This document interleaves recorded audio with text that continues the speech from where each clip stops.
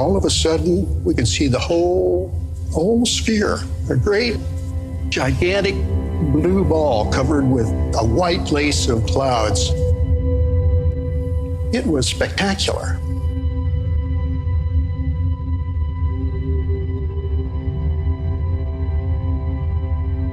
You see the curve of the Earth, and you see that the atmosphere is so tiny and thin compared to this planet. And you understand that, wow, there's not that much there that's protecting us from the vacuum of space.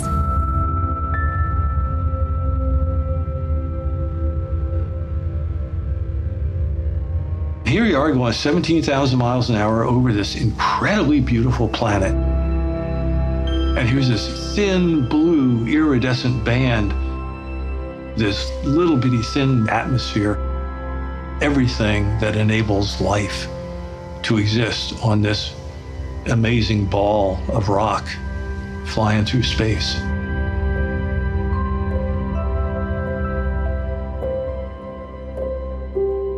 Our planet is changing. Since the late 19th century, the Earth has already warmed at least 1 degree Celsius. And we are seeing the devastating impacts. More severe weather, catastrophic events, and challenges to our lives and livelihoods. How much warmer our planet gets and how severe the impacts will be is up to us. The next decade is critical. We must change the course we're on in order to limit the rise in global temperature to 1.5 degrees Celsius. If we succeed, we will protect the most vulnerable, preserve ecosystems and wildlife, reduce our exposure to extreme heat and storms, create a healthier, more equitable world, and create new economic opportunities for all. The challenges are clear, but so are the solutions. The question is, how do we move fast enough to keep the world on track to limit the rise in global temperatures? In my view, we've already waited too long to deal with this climate crisis. We can't wait any longer. How do we make bigger, bolder changes than ever before? Governments must deliver the transformational change our world needs and that people demand with much stronger ambition. How do we create new economic opportunities and ensure a just transition? Certainly, we face an unprecedented crisis, but also an unprecedented opportunity to build back better, a healthier, more productive and more resilient societies. We must step up to this challenge. How do we create a more sustainable future for people and the planet? I'm emboldened by my faith that together, with compassion and commitment, we can all emerge from the present storm transformed. We know we must, and we know the time to act is now. We must go faster and further than ever before. To bring countries of the world together to raise ambition and meet this moment. That's the only way for the world to succeed together. This is how we solve the climate crisis. Together.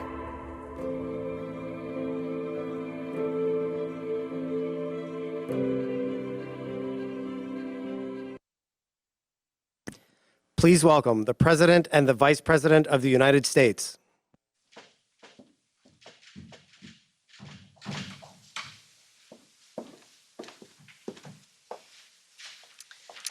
Your Excellencies, distinguished leaders, and esteemed colleagues from around the world. Welcome to this historic Leaders Summit on climate. I want to thank you for being here and for your leadership. I have spoken with a number of you about the climate crisis. We have talked about the scarcity of water. We have talked about the need to build resilience. And we have talked about the importance of investing in clean technologies.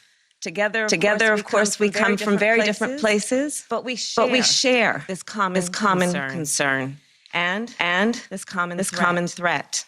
Here in the United States, the storms hitting our Gulf Coast are worst every year.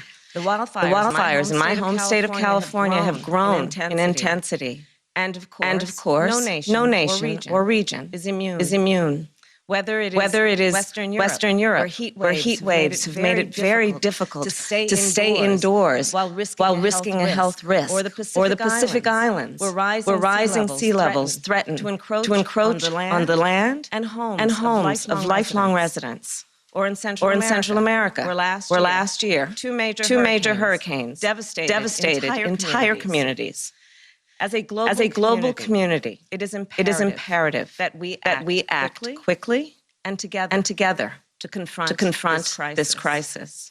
And this will require innovation and collaboration around the world. It will require the use of renewable energy and new technologies. And it will give each of our nations the opportunity to build healthier communities and stronger economies.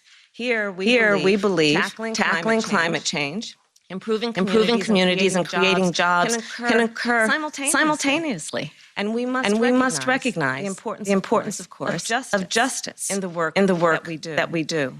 The communities hardest hit by climate change are the same communities harmed by wealth and gender inequality, toxic air pollution, and so much more. This truth holds around the world. So I urge all of us to focus on these communities, including indigenous communities, and consider their insight and experience in our efforts moving forward. They are critical leaders in this fight. Friends, the health of our communities, the well-being of our workers, and the strength of our economies depend on what we do now. And I can think of no one more committed to achieving our collective goals than President Joe Biden.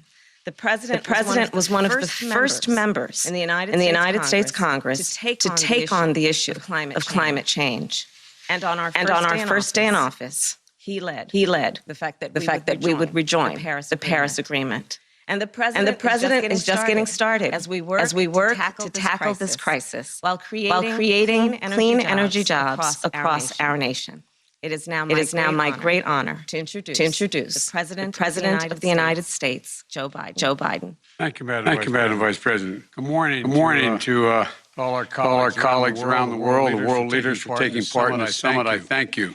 You know, your leadership on this issue is a statement to the people of your nation and the people of every nation, especially our young people that we're ready to meet this moment. And meeting this moment is about more than preserving our planet. It's also about providing a better future for all of us. That's why when people talk about climate, I think jobs. Within our climate response lies an extraordinary engine of job creation and economic opportunity ready to be fired up. That's why I proposed a huge investment in American infrastructure and American innovation to tap the economic opportunity that climate change presents our workers and our communities, especially those too often that have left out and left behind. I want to build a critical infrastructure to produce and deploy clean technology, both those we can harness today and those that we'll invent tomorrow. I talk to the experts and I see the potential for a more prosperous and equitable future. The signs are unmistakable. The science is undeniable. But the cost of inaction keeps mounting. The United States isn't waiting. We are resolving to take action.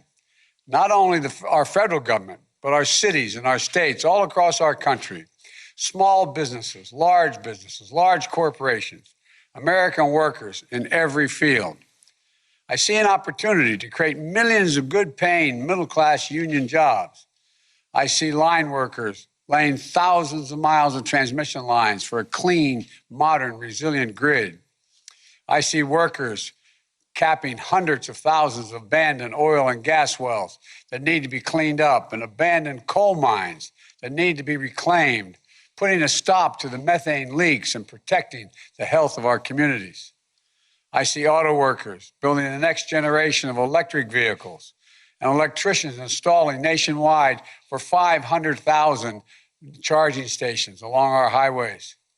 I see the engineers and the construction workers building new carbon capture and green hydrogen plants to forge cleaner steel and cement and produce clean power. I see farmers deploying cutting-edge tools to make soil of our heartland the next frontier in carbon innovation. By maintaining those investments and putting these people to work, the United States sets out on the road to cut greenhouse gases in half by the end of this decade. That's where we're headed as a nation. And that's what we can do if we take action to build an economy that's not only more prosperous, but healthier, fairer, and cleaner for the entire planet. You know, these steps will set America on a path of net zero emissions economy by no later than 2050. But the truth is, America represents less than 15% of the world's emissions. No nation can solve this crisis on our own, as I know you all fully understand. All of us, and particularly those of us who represent the world's largest economies, we have to step up. You know, those that do take action and make bold investments in their people and clean energy future will win the good jobs of tomorrow and make their economies more resilient and more competitive. So let's run that race. Win more sustainable future than we have now. Overcome the existential crisis of our times. We know just how critically important that is, because scientists tell us that this is the decisive decade. This is the decade we must make decisions that will avoid the worst consequences of the climate crisis. We must try to keep the Earth's temperature to an increase to 1.5 degrees Celsius. You know, the world beyond 1.5 degrees means more frequent and intense fires, floods, droughts, heat waves, and hurricanes, tearing through communities, ripping away lives and livelihoods. Increasingly, dire impacts to our public health. It's undeniable, you know, the idea of accelerating and punishing the reality that will come if we don't move. We can't resign ourselves to that future. We have to take action, all of us. And this summit is our first step on the road we'll travel together, God willing, all of us, to and through Glasgow this November and the UN Climate Change Conference.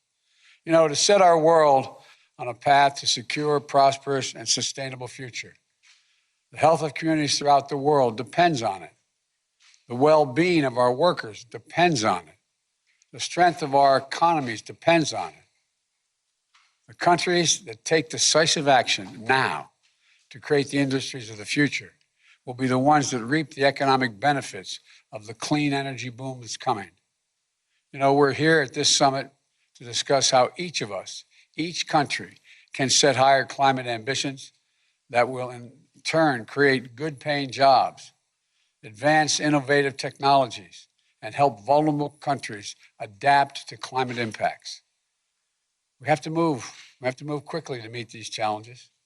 The steps our countries take between now and Glasgow will set the world up for success, to protect livelihoods around the world and keep global warming at a maximum of 1.5 degrees Celsius. We must get on the path now in order to do that. If we do, we'll breathe easier, literally and figuratively. We'll create good jobs here at home for millions of Americans and lay a strong foundation for growth for the future. And that can be your goal as well. This is a moral imperative, an economic imperative, a moment of peril, but also a moment of extraordinary possibilities. Time is short, but I believe we can do this. And I believe that we will do this. Thank you for being part of this summit. Thank you for the communities that you and the commitments you have made and the communities you're from. God bless you all. And I look forward to progress that we can make together today and beyond. We really have no choice. We have to get this done.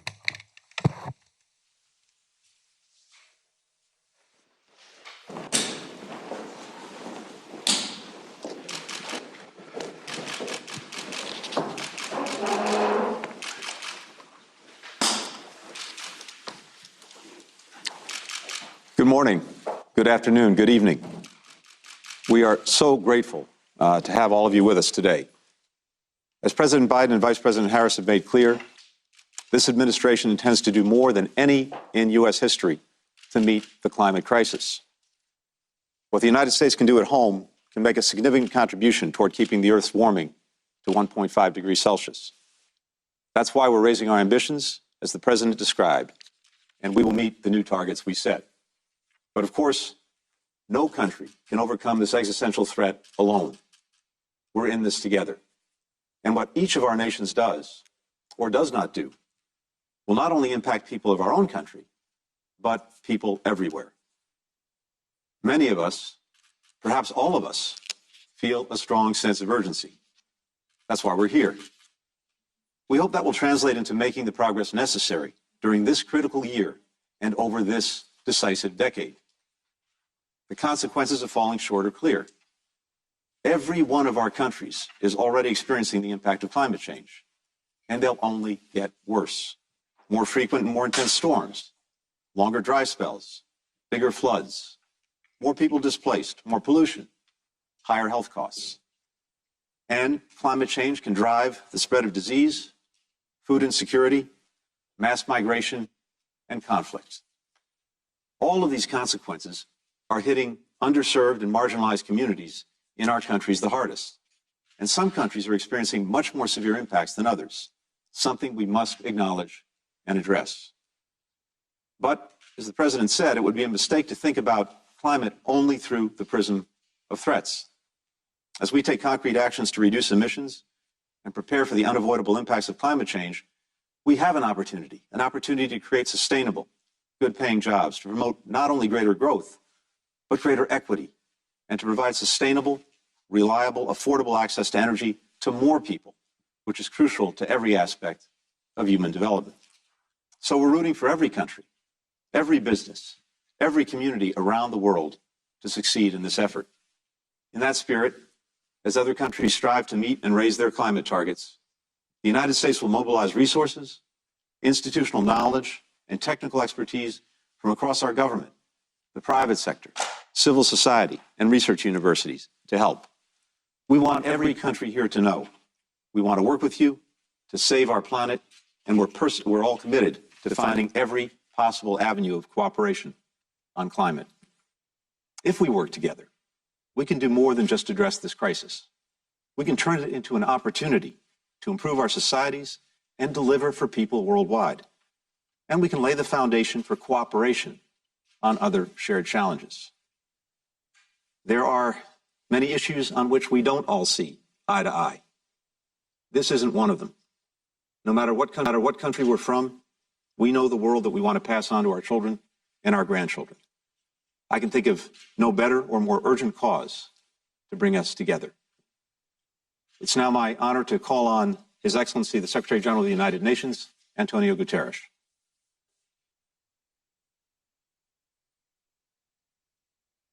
Earth.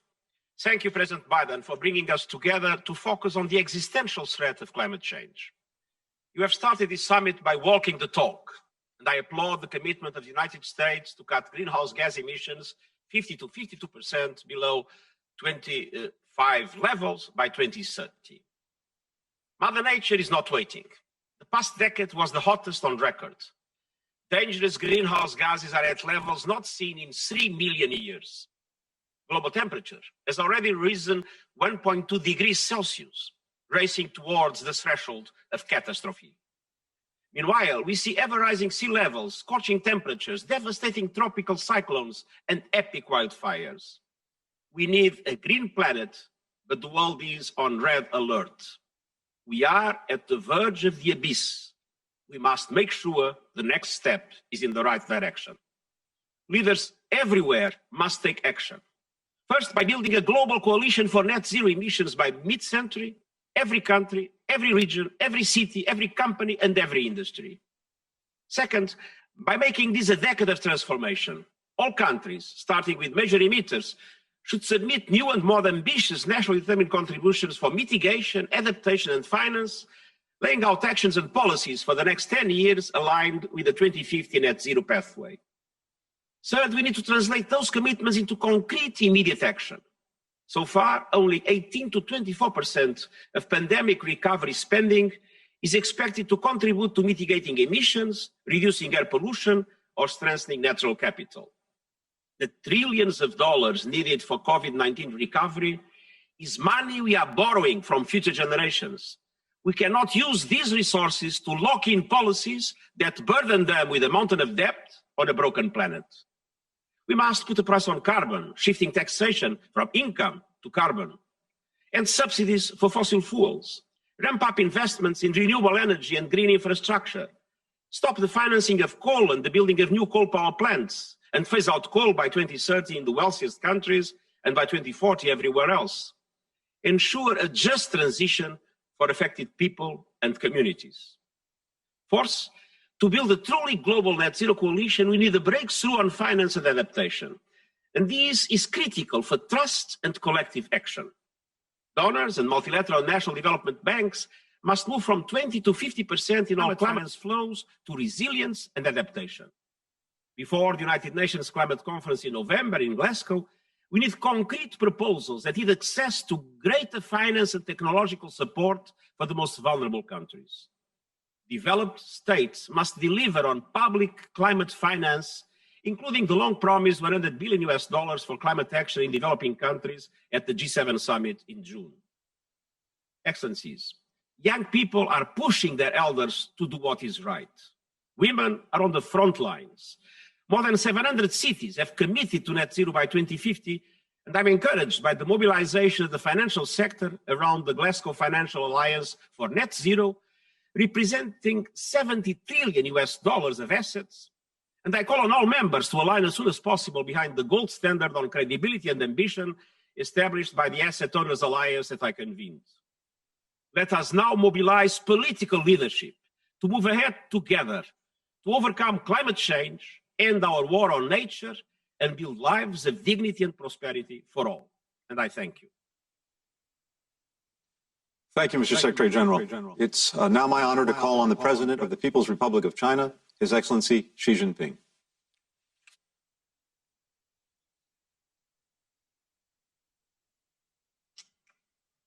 尊敬的拜登总统，尊敬的各位同事，很高兴应邀出席领导人气候峰会。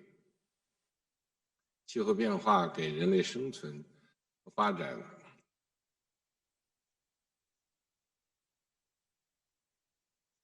人与自然 needs to come together to foster a community of life for man and nature. First, we must be committed to harmony between man and nature. All things that grow live in harmony and benefit from the nourishment of nature. Mother Nature has nourished us, and we must treat nature as our root. Respect it, protect it, and follow its laws. We should protect nature and preserve the environment like we protect our eyes. Second, we must be committed to green development. Green mountains are gold mountains. To protect the environment is to protect productivity, and to improve the environment is to boost productivity. The truth is as simple as that. We need to make sure that a sound environment is there to buttress sustainable economic and social development worldwide. Third, we must be committed to systemic governance. Mountains, rivers, forests, as well as farmlands, lakes, grasslands, and deserts all make indivisible parts of the ecosystem. We need to properly balance all elements and aspects of nature and maintain overall balance in the ecosystem.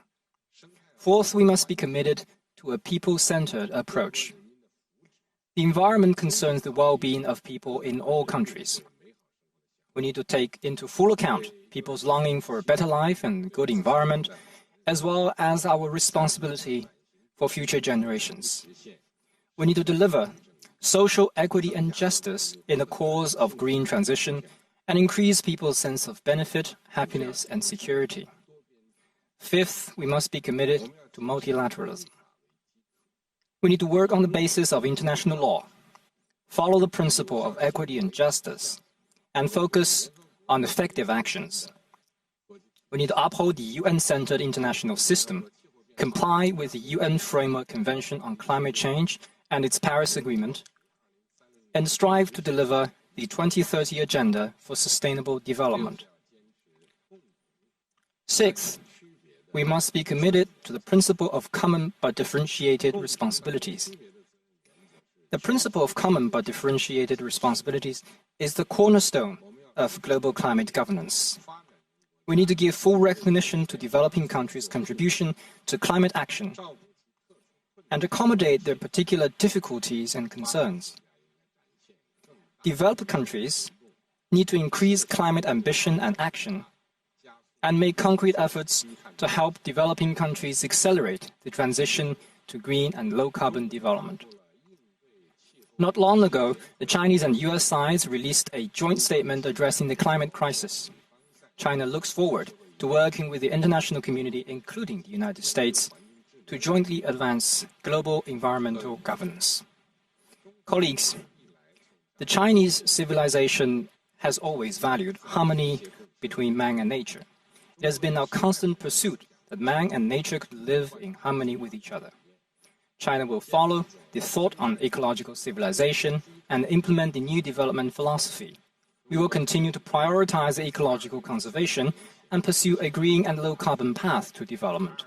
China will strive to peak carbon dioxide emissions before 2030 and achieve carbon neutrality before 2060. China has committed to move from carbon peak to carbon neutrality in a much shorter time span than what might take many developed countries, and that requires extraordinarily hard efforts from China. Support is being given to encourage peaking pioneers from localities, sectors, and companies. We will strictly control coal-fired power generation projects. We will strictly limit the increase in coal consumption over the 14th five-year plan period and phase it down in the 15th five-year plan period.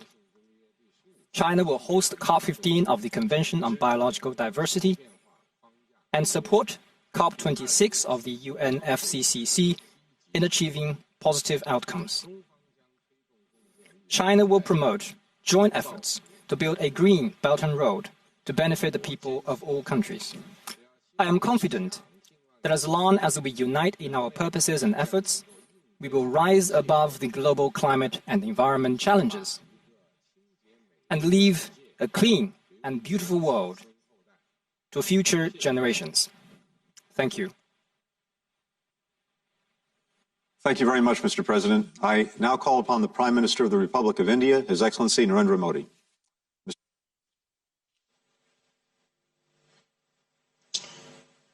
Your Excellency, President Biden, colleagues, my fellow citizens of this planet, Namaskar. I would like to thank President Biden for taking this initiative. Humanity is battling a global pandemic right now. And this event is a timely reminder that the grave threat of climate change had not disappeared. In fact, climate change is a lived reality for millions around the world. Their lives and livelihoods are already facing its adverse consequences. Friends, for humanity to combat climate change, concrete action is needed.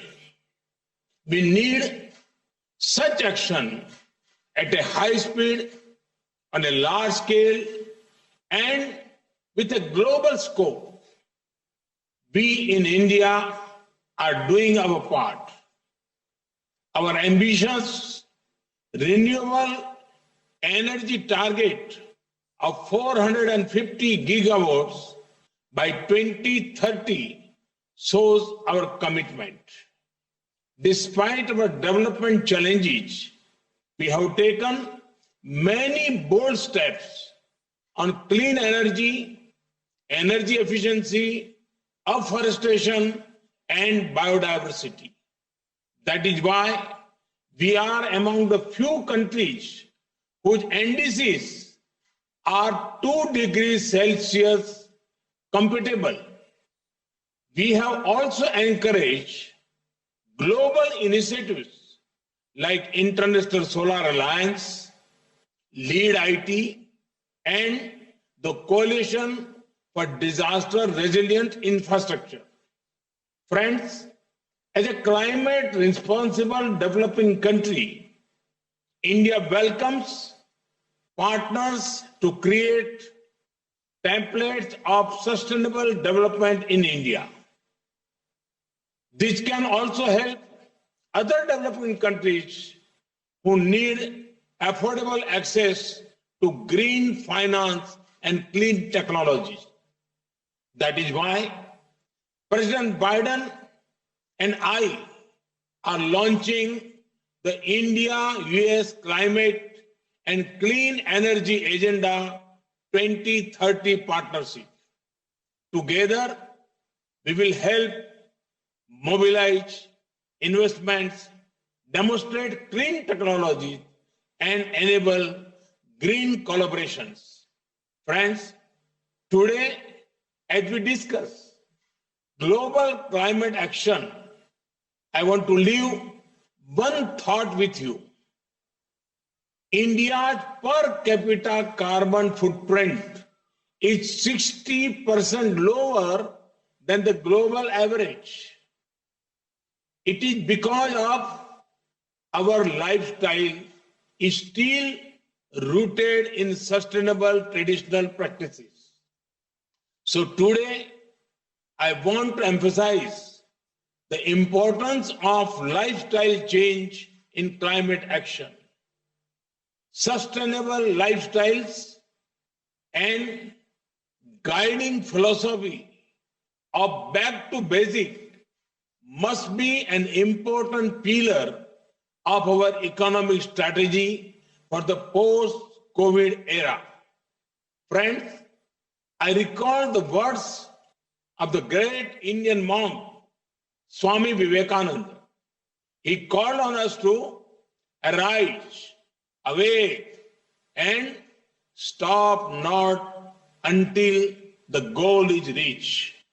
Let us make this decade of action against climate change. Thank you. Thank you very much.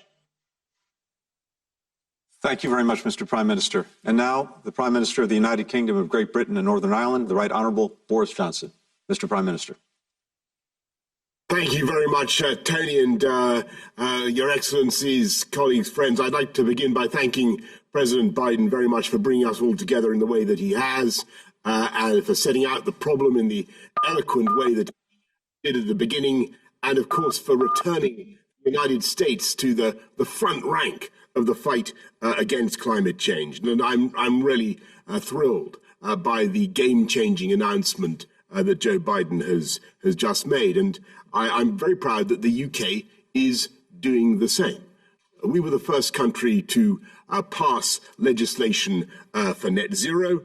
We have the biggest offshore wind capacity still, I think, of any country in the world, the Saudi Arabia of wind, as I never tire of saying. We're halfway to net zero. We have carbon emissions lower than at any point since the 19th century. We're ending support for fossil fuels overseas and doubling our international climate finance. And we're actually speeding up because we see the obligation, as colleagues have just pointed out, for developed countries to do more. We're legislating to deliver 78% of the reductions needed to reach that goal by 2035. And as host of COP26, we want to see similar ambitions around the world. And we're working with everybody, from the smallest nations to the biggest emitters, to secure commitments that will keep change to within 1.5 degrees. And I think we can do it.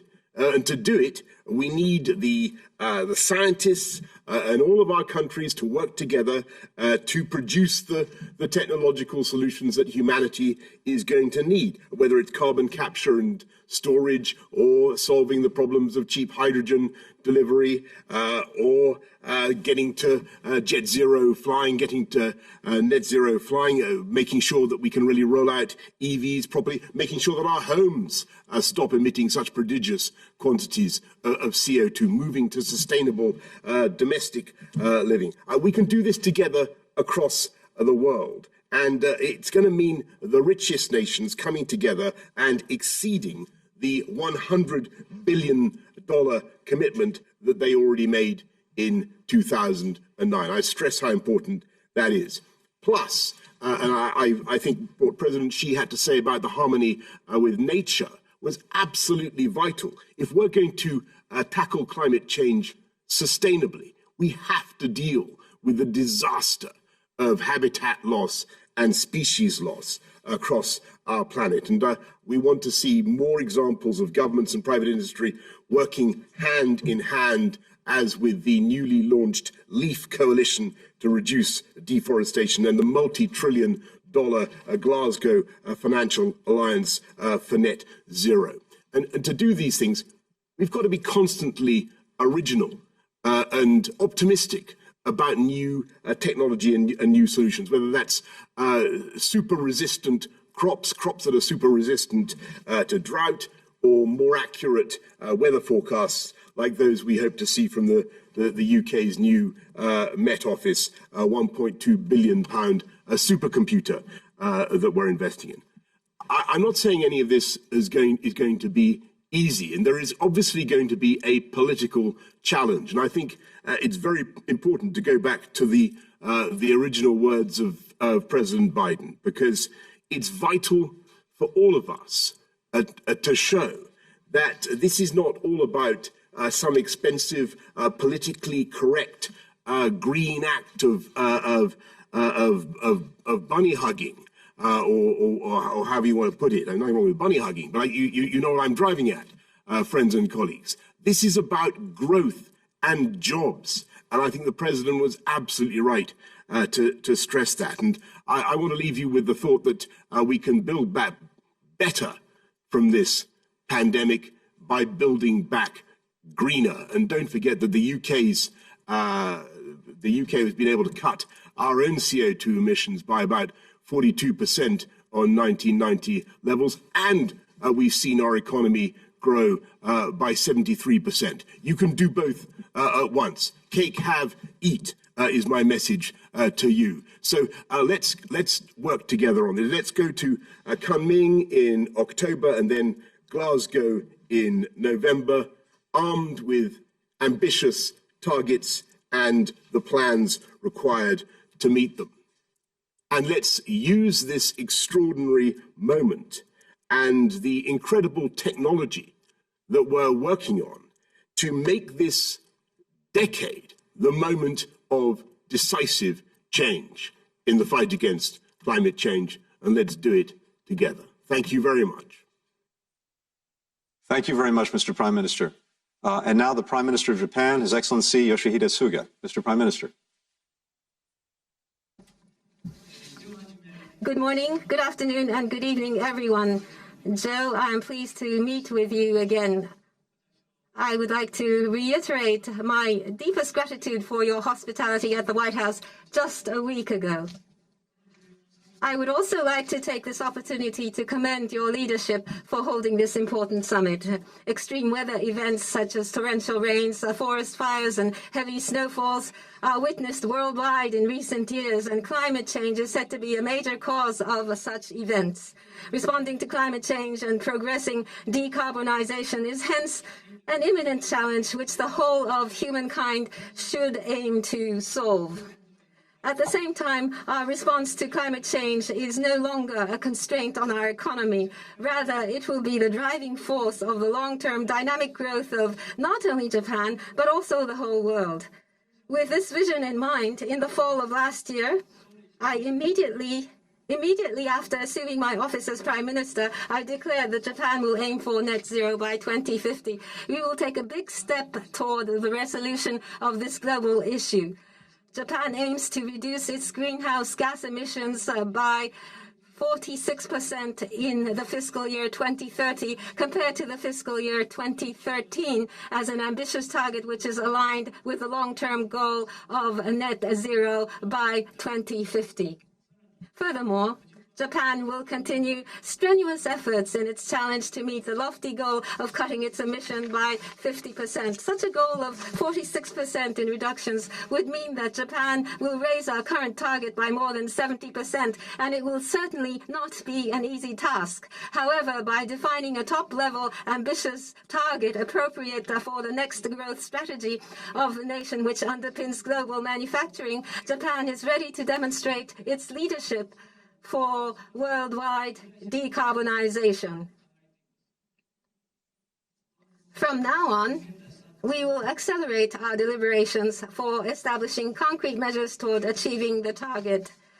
Japan, in order to create a virtuous cycle of the economy and the environment and to grow strongly towards our ambitious goal for 2030, will work to maximize the utilization of decarbonized power sources such as renewable energy and take incentive measures sufficient for inducing investment by companies.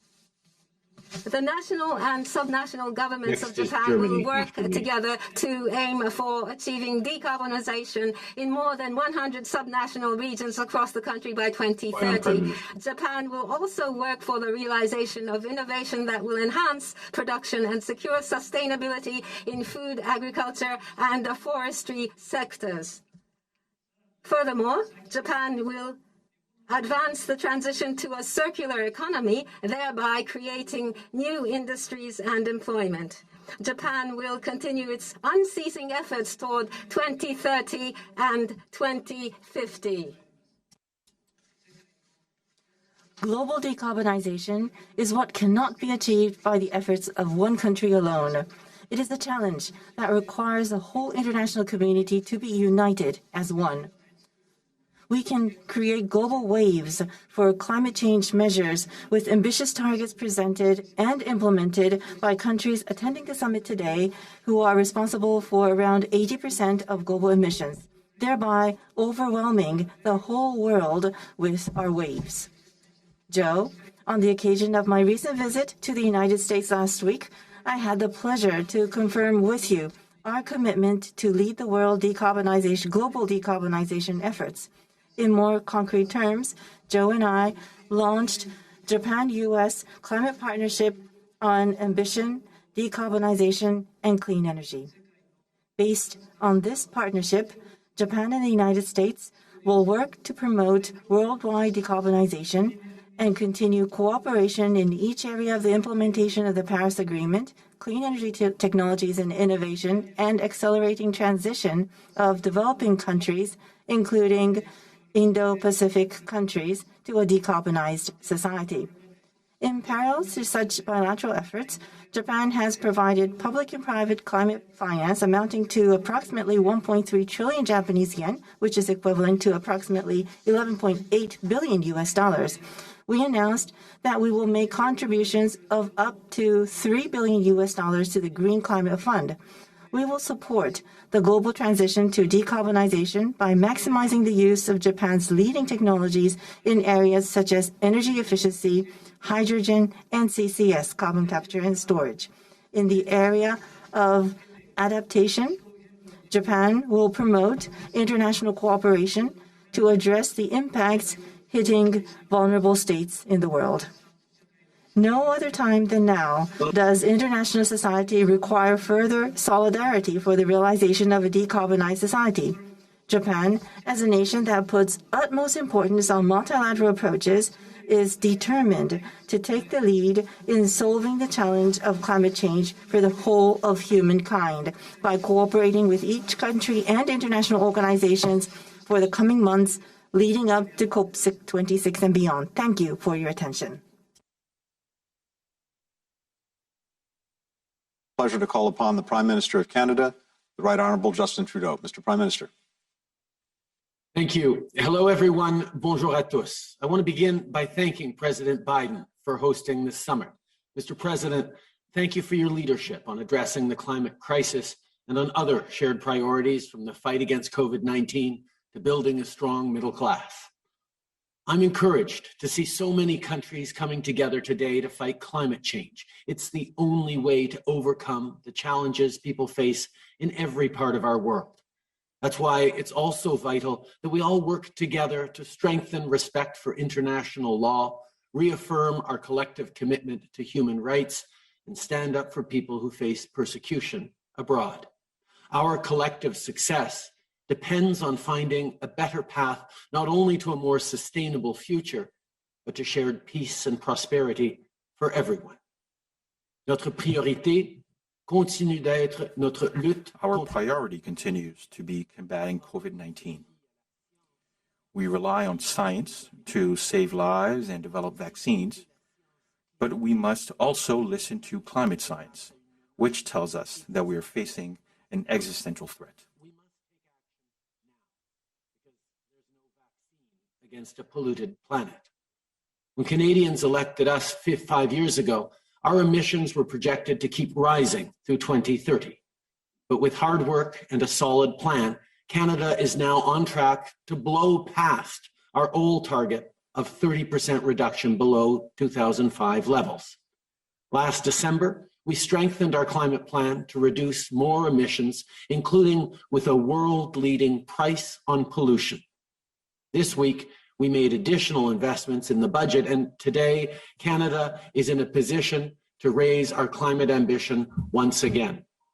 Our new climate target for 2030 is to reduce our 2005 emission levels by 40 to 45%. And we will continually strengthen our plan and take even more actions on our journey to net zero by 2050. Seules les politiques climatiques sérieuses donnent des résultats. Only bold climate policies lead to bold results. For example, you can no longer pollute in Canada for free. In 2030, our carbon price will reach $170 per ton.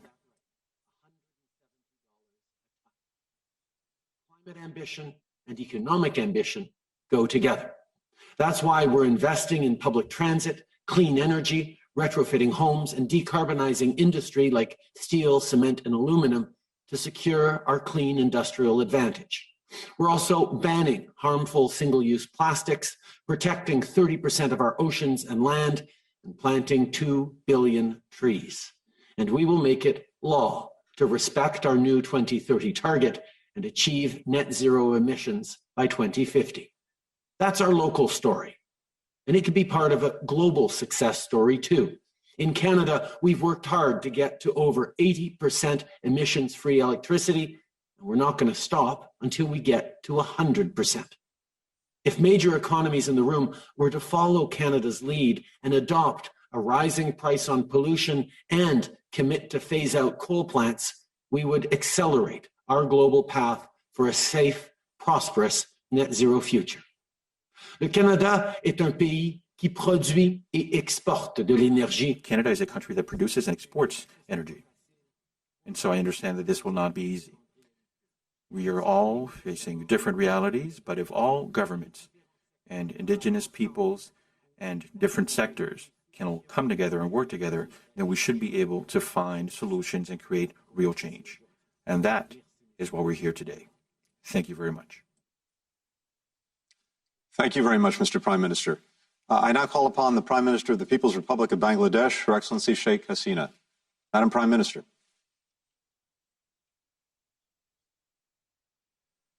Bismillah Rahman Rahim.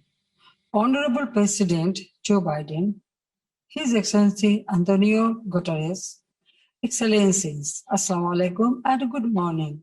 I thank President Biden for convening the summit and inviting me to speak to this August gathering. Bangladesh deeply appreciates the United States' return to the Paris Climate Agreement and is keen to engage with the international community. Excellencies, despite being a climate vulnerable country with resource constraints, Bangladesh has emerged as a global leader on adaptation and mitigation. Every year, we are spending on an average $5 billion US, about 2.5% of our GDP, on climate adaptation and resilience building measures. The 1.1 million forcefully displaced Rohingyas from Myanmar, whom we have sheltered, worsened our vulnerability. Bangladesh is pursuing a low-carbon development path to raise our national determined contribution, NDC, and adaptation ambition. We have included new sectors in addition to the existing energy, industry, and transport sectors in the mitigation process. We are planning to submit a quantified, ambitious NDC by June 2021. Excellencies, Bangladesh is observing Mujib Year, marking the birth centenary of the father of the nation, Bangabandhu Sheikh Mujibur Rahman. We are planting 30 million saplings nationwide and adopted Mujib Climate Prosperity Plan to achieve low-carbon economic growth.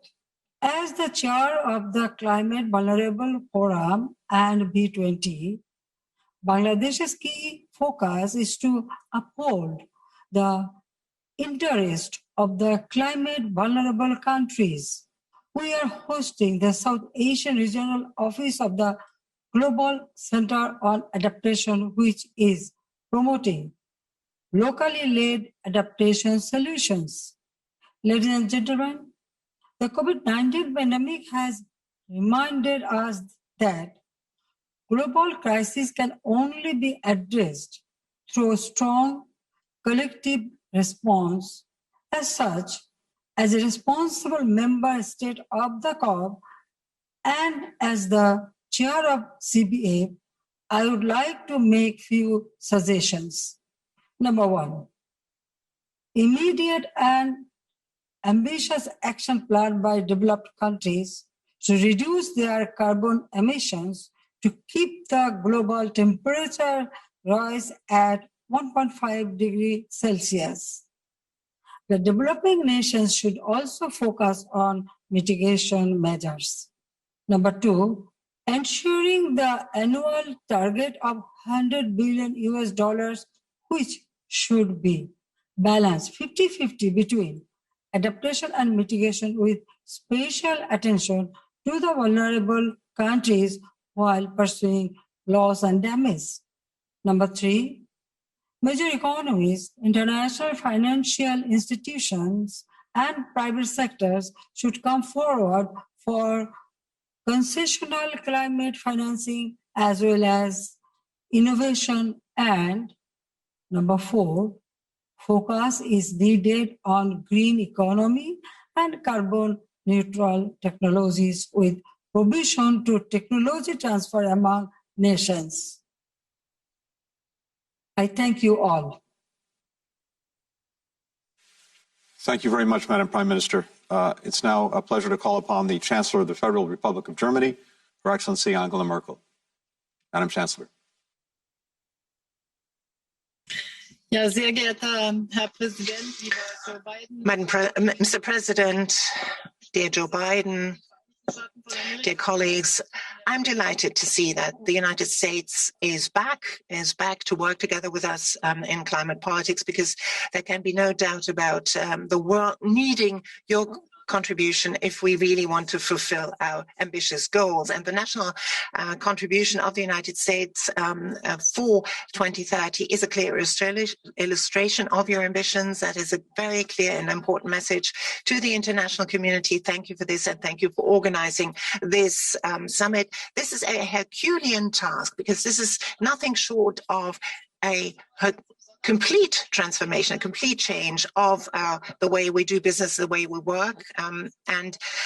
Germany, as you know, has already reduced its emissions by 40 compared to 2019 and the European Union will be climate neutral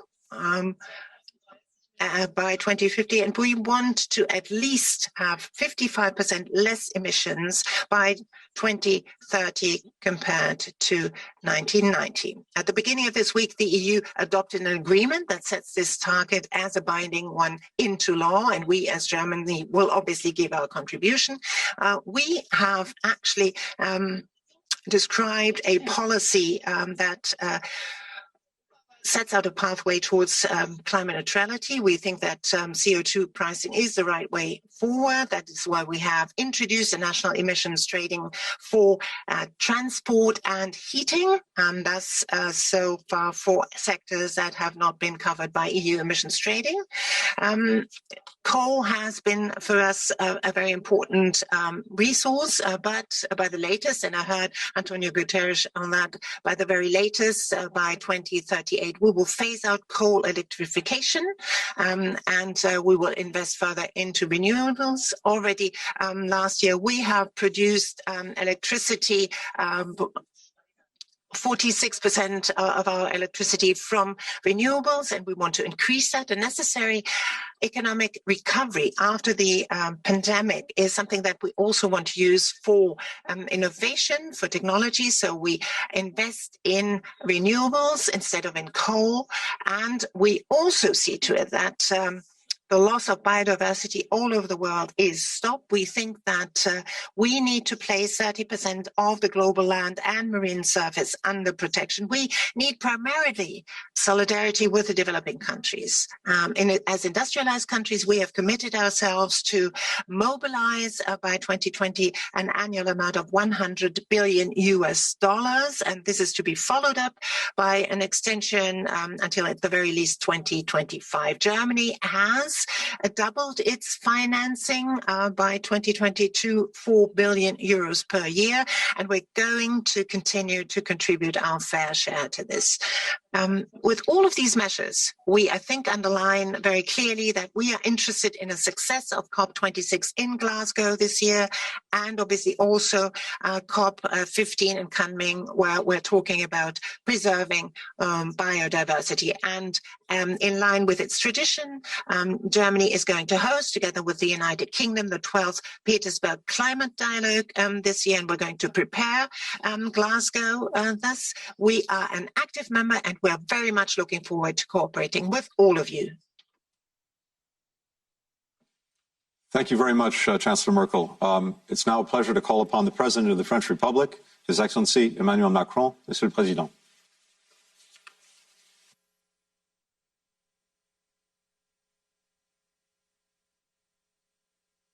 Mesdames et messieurs les chefs d'État et de gouvernement. Thank you. Mesdames et messieurs les chefs d'État et de gouvernement, Monsieur le Président des États-Unis, cher Joe Biden, merci avant toute chose de nous avoir réunis aujourd'hui. Je veux saluer l'annonce de la contribution américaine. C'est un choix historique sur le chemin qui nous mène vers Glasgow. Je veux saisir cette occasion pour saluer aussi votre décision de rejoindre l'amendement de Kigali pour la réduction des gaz HFC. Il y a quelques jours, avec Madame la chancelière Merkel, nous nous sommes entretenus avec le président Xi Jinping, qui s'est engagé aussi en ce sens. Il conviendra aussi que tous ensemble, nous engagions le combat pour réduire les émissions de méthane. Nous avançons. Un seul objectif dans les prochaines semaines et les prochains mois, I now turn the floor to the President of the Russian Federation, His Excellency Vladimir Putin. Précis, mesurable, vérifiable. Au fond, 2030 est le nouveau 2050. C'est ce plan que l'Union européenne a mis sur la table en décembre, traduite dans une loi climat européenne, avec le Green Deal pour lui donner corps. À nous donc maintenant de...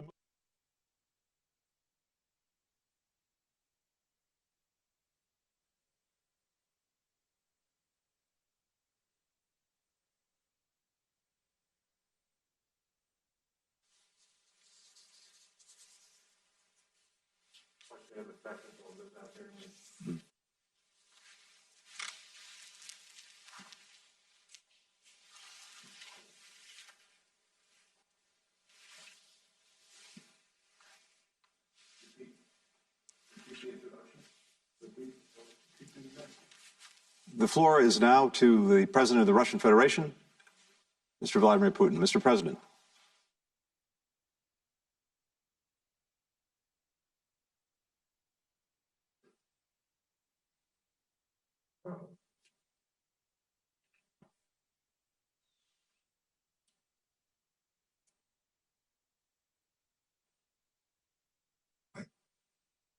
They may be getting Macron because that was a tape of Macron.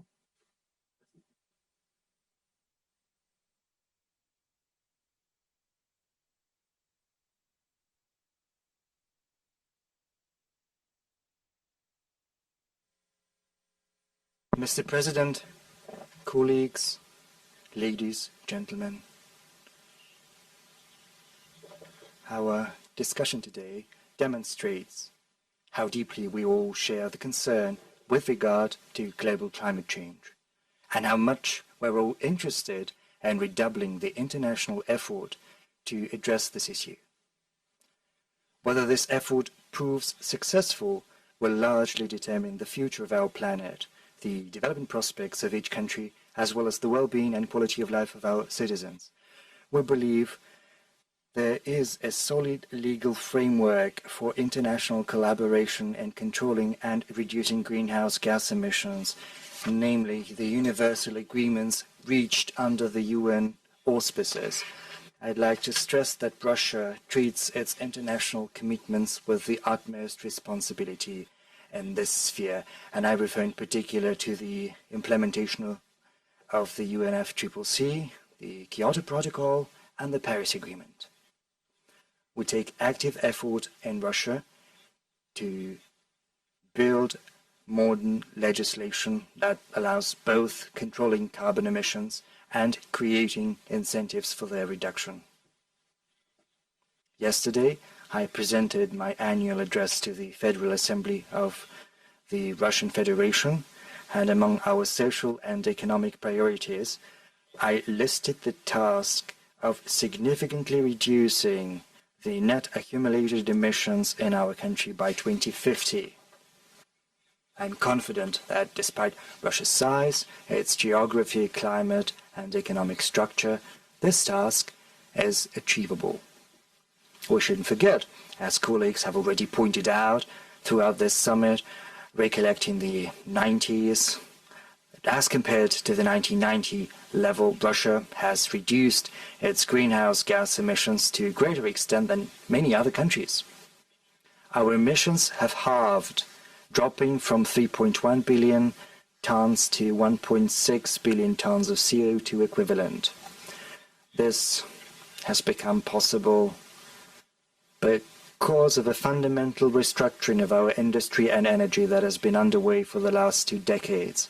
As a result, as of now, 45% of our energy mix is accounted for by low-emission energy sources, including nuclear generation.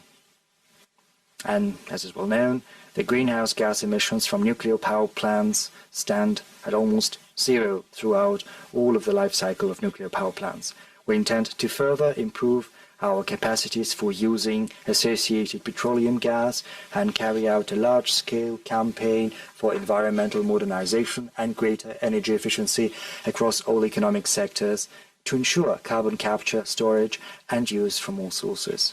We're also building an infrastructure for producing hydrogen to be used both as a fuel and an energy source.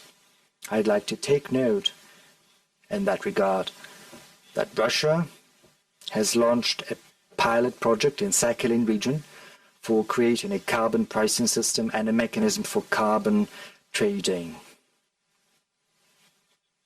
This project will allow this Russian region to become carbon neutral as soon as by 2025.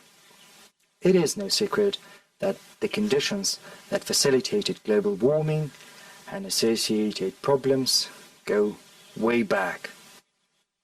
But what kind of comprehensive solutions to these issues can we see today? First, carbon dioxide can stay in the atmosphere for hundreds of years. So it's not enough to tackle the issue of new emissions. It is also important to take up the task of absorbing the CO2 that has accumulated in the atmosphere. Let me say that without exaggeration, Russia makes a gigantic contribution to absorbing global emissions, both ours and from elsewhere, owing to the great absorption capacities of our ecosystems that are estimated at around 2.5 billion tons of CO2 equivalent per annum. Second, we need to take into account each and every factor contributing to global warming. To cite an example, methane accounts for 20% of all anthropogenic emissions, and the greenhouse effect of a single ton of methane is 25 to 28 times stronger than that of a ton of CO2. So supposing we can halve methane emissions in the next 3 decades, experts project global temperatures to decrease by 2050 by 0.18 degrees centigrade, which incidentally makes up to 45% of the difference between the current temperatures and the objectives under the Paris Agreement. In this regard, it would be imperative to foster a broad and efficient international cooperation in calculating and monitoring all harmful emissions into the atmosphere. We invite all those interested countries to join collaborative scientific research, to jointly invest in climate projects that can make a difference in real life, and to actively pursue new low-carbon technologies for mitigation and adaptation. Third, I'm convinced that the fight for preserving our climate should certainly unite the efforts of the international community as a whole. Russia is willing to propose a whole range of joint projects and to consider potential benefits even for foreign companies that would like to invest in clean technologies, including in our countries. And lastly, global development should not only be green, it should also be sustainable in every sense of the word. And this applies to all countries without exception. Accordingly, this development should go hand in hand with progress on such important tracks as fighting poverty and bridging development gaps between countries. In conclusion, I would like to reiterate that Russia is genuinely interested in galvanizing international cooperation so as to look further for effective solutions to climate change, as well as to all other vital global challenges. Essentially, it's the end goal of our today's video summit too. Thank you for your attention. Thank you very much, Mr. President. We had some technical difficulties, so we want to return the floor to the President of France, Emmanuel Macron. Mesdames et messieurs les chefs d'État et de gouvernement, Monsieur le Président des États-Unis, cher Joe Biden, merci avant toute chose de nous avoir réunis aujourd'hui. Je veux saluer l'annonce de la contribution américaine. C'est un choix historique sur le chemin qui nous mène vers Glasgow. Je veux saisir cette occasion pour saluer aussi votre décision de rejoindre l'amendement de Kigali pour la réduction des gaz HFC. Il y a quelques jours, avec Madame la chancelière Merkel, nous nous sommes entretenus avec le président Xi Jinping qui s'est engagé aussi en ce sens. Il conviendra aussi que tous ensemble, nous engagions le combat pour réduire les émissions de méthane. So methane emissions, we are making progress. There is only one goal for the coming weeks and months: to move more quickly. We need to move more quickly to implement the commitments for 2030. A plan of action that is clear, measurable, and verifiable. Basically, 2030 is the new 2050. It is this plan that the European Union put forward in December with its European Green Deal. It is therefore up to us to use all the levers available to us: innovation, transformation, regulation. Let's move more quickly on our cooperation on innovation and disruptive technologies, which will enable us to rise to the challenge and drive down our costs, just as you have done in the areas of solar energy or batteries. This will be at the core of the European action, especially in the months ahead. A second lever, we need to completely transform our financial system. We have started to do this with the Network for Greening the Financial System, the NGFS, which the Fed has just joined, which is something I welcome. With the Task Force on Climate-Related Financial Disclosures, TCFS, We have also taken, all of us together in these last several years, an extensive and transformative initiative. The One Planet Initiative has brought together sovereign funds, asset managers, and private equity so that everyone can use the same methodology. These initiatives have become models for the future and are changing global finance. France will shoulder all of its responsibilities in the coming months in order to go even further on the issue of this finance for climate. Taking action for the climate means regulating and regulating at an international level. If we don't set a price for carbon, there will be no transition. Therefore, we need to factor the environment in the costs of investment, in our regional investment, in our regional markets, and in our trade relations. There can be no credible and sustainable environmental action if there's no social and climate justice. To succeed collectively, we need to move much more quickly to improve climate justice. That is the meaning behind the action we have taken with India and the International Solar Alliance. That is also why we are holding the Summit on the Financing of African Economies in Paris on May 18. It is now up to us to establish a stronger mandate for our public banks in order to achieve net zero carbon emissions.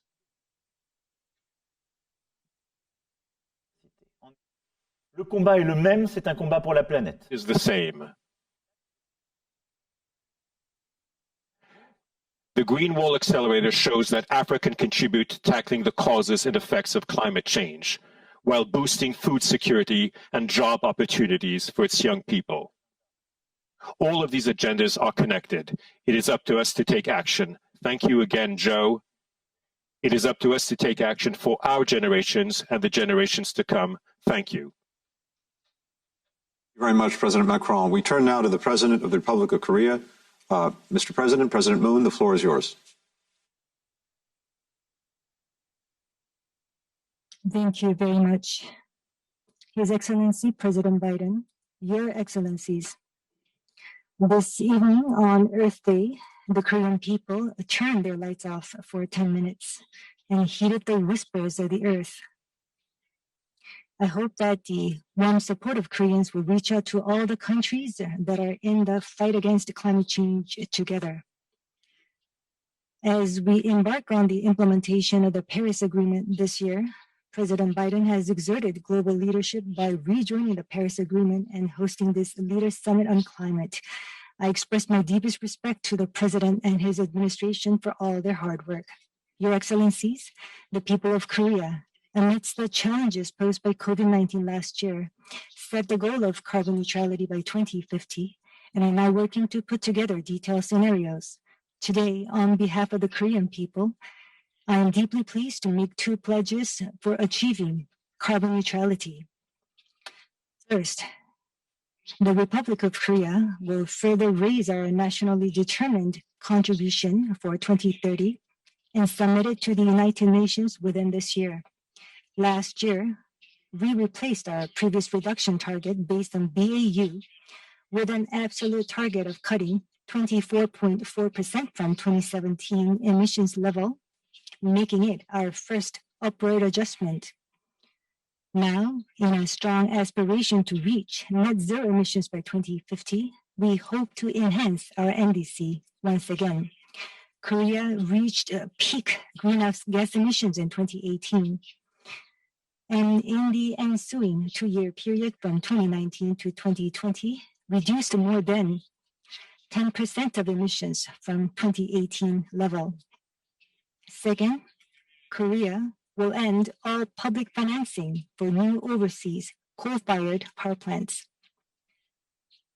Since the launch of my government, Korea has stopped issuing permits for building new domestic coal power plants, shut down 10 aged units earlier than scheduled, and as a result, drastically reduced its reliance on coal for power generation.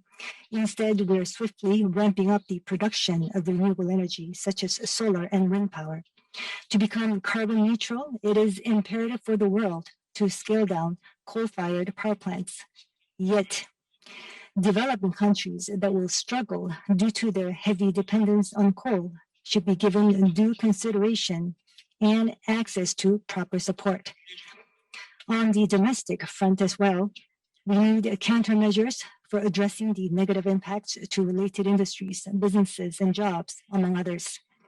With a view to promoting investment in renewable energy facilities, both in and outside Korea, we will actively seek to scale up green finance. In coming May, the second P4G summit will be held in Seoul. Member countries, civil society, industries, as well as other diverse partners will come together to accelerate the vision of carbon neutrality for humanity. As a host, Korea will exert every effort to prepare for the summit that inspires an actionable vision and stronger cooperation. I ask for your keen interest and participation so that the second P4G summit becomes a stepping stone to a successful COP26 this coming November. Thank you. Thank you very much, Mr. President. We turn the floor now to the President of the Republic of Indonesia, Joko Widodo. Mr. President, the floor is yours.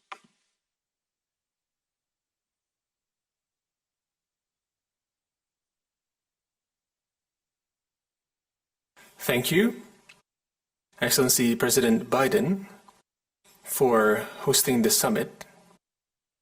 The impact of climate change stands directly before us. COVID-19 and the global recession further complicate these challenges. In this regard, allow me to share 3 reflections. First, Indonesia is serious in tackling climate change and calls upon the world to take concrete actions, to lead by example. As the largest archipelagic country and home to tropical forests, addressing climate change is Indonesia's national interest. Through policies, empowerment, and law enforcement, the rate of deforestation in Indonesia is at its lowest in the last 20 years. The moratorium on natural forest and peatland conversion has covered 66 million hectares, larger than the size of the UK and Norway combined. Forest fires have fallen by 82% at a time when some regions in the Americas, Australia, and Europe experienced the largest increase. Second, we must advance green development for a better world. Indonesia has updated its NDC to enhance the capacity of climate adaptation and resilience. We welcome the upcoming UNFCCC COP26 in the UK and look forward to an implementable and balanced outcome. We welcome several countries' target to achieve net zero emission by 2050. However, to ensure its credibility, such commitment should be implemented based on the 2030 NDC commitments. Developing countries will implement similar ambitions. If developed countries' commitments are credible, accompanied by concrete support, the fulfillment of commitments and support by developed countries are indeed a necessity. Third, to achieve the targets of the Paris Agreement and other shared agenda, global partnership must be strengthened, must build understanding and strategies to reach net zero emissions and towards UNFCCC COP26 Glasgow. Indonesia is accelerating its pilot projects for net zero emission, including in the construction of Indonesia Green Industrial Park, covering an area of 12,500 hectares in North Kalimantan, which will become the largest in the world.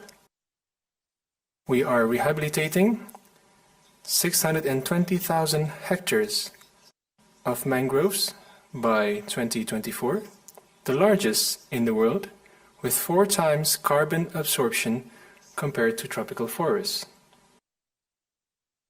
Indonesia is open to investments and transfers of technology, including for energy transitions.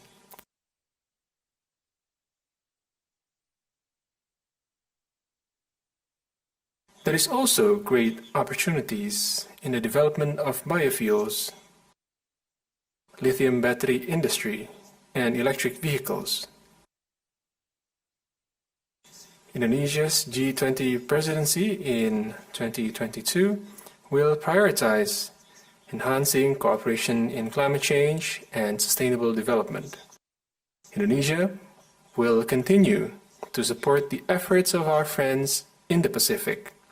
We should continuously advance concrete global partnership instead of attributing blame.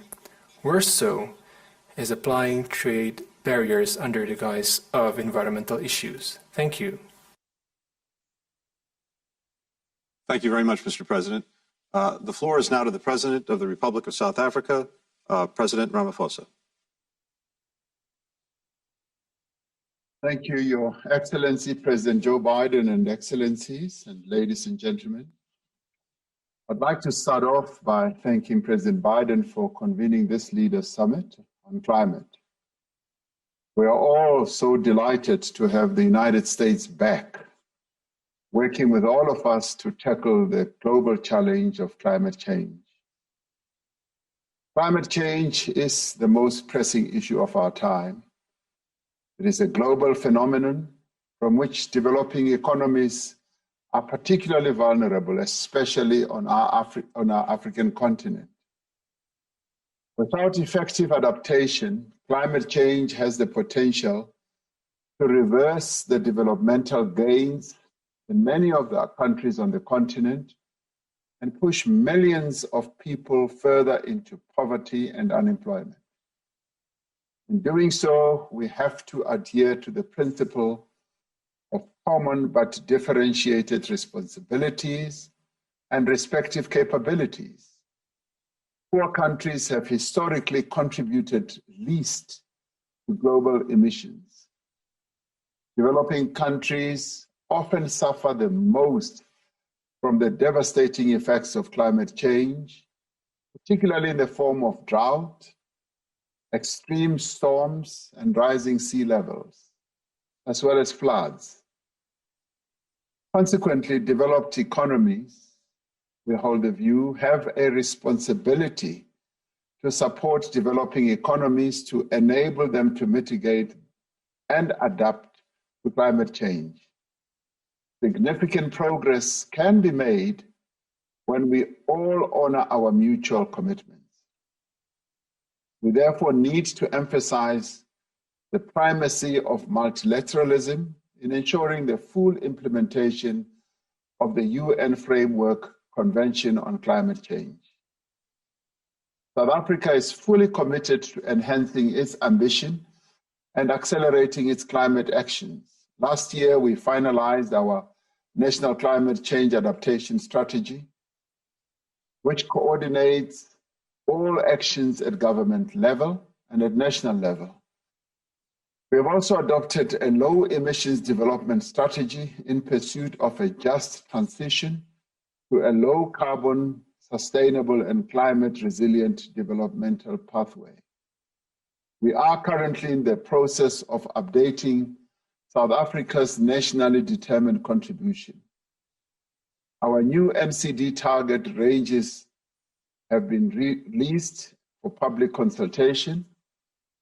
The new target ranges we are proposing are much more ambitious in two respects. Firstly, the top of the 2030 range has been reduced by 28%, or 174 million metric tons, which is a very significant reduction. Second, according to our previous nationally determined contribution, South Africa's emissions would peak and plateau in 2025 and decline only from 2035. South Africa's emissions will begin to decline from 2025, effectively shifting our emissions decline 10 years earlier. With regard to our energy source, we plan to build capacity to generate over 17 gigabytes of renewable energy by 2030. We remain committed to contributing our fair share to reduce global emissions and to do so in the context of overcoming poverty, inequality, and underdevelopment.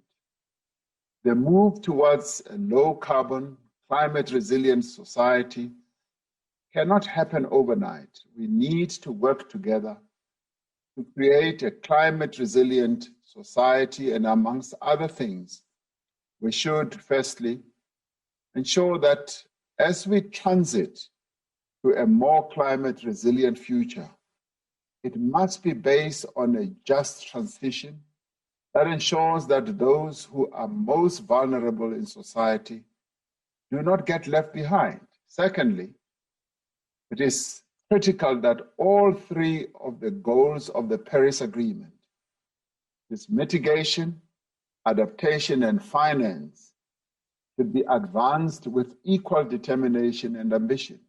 Thirdly, we must scale up support in the form of financing, technology, and capacity building.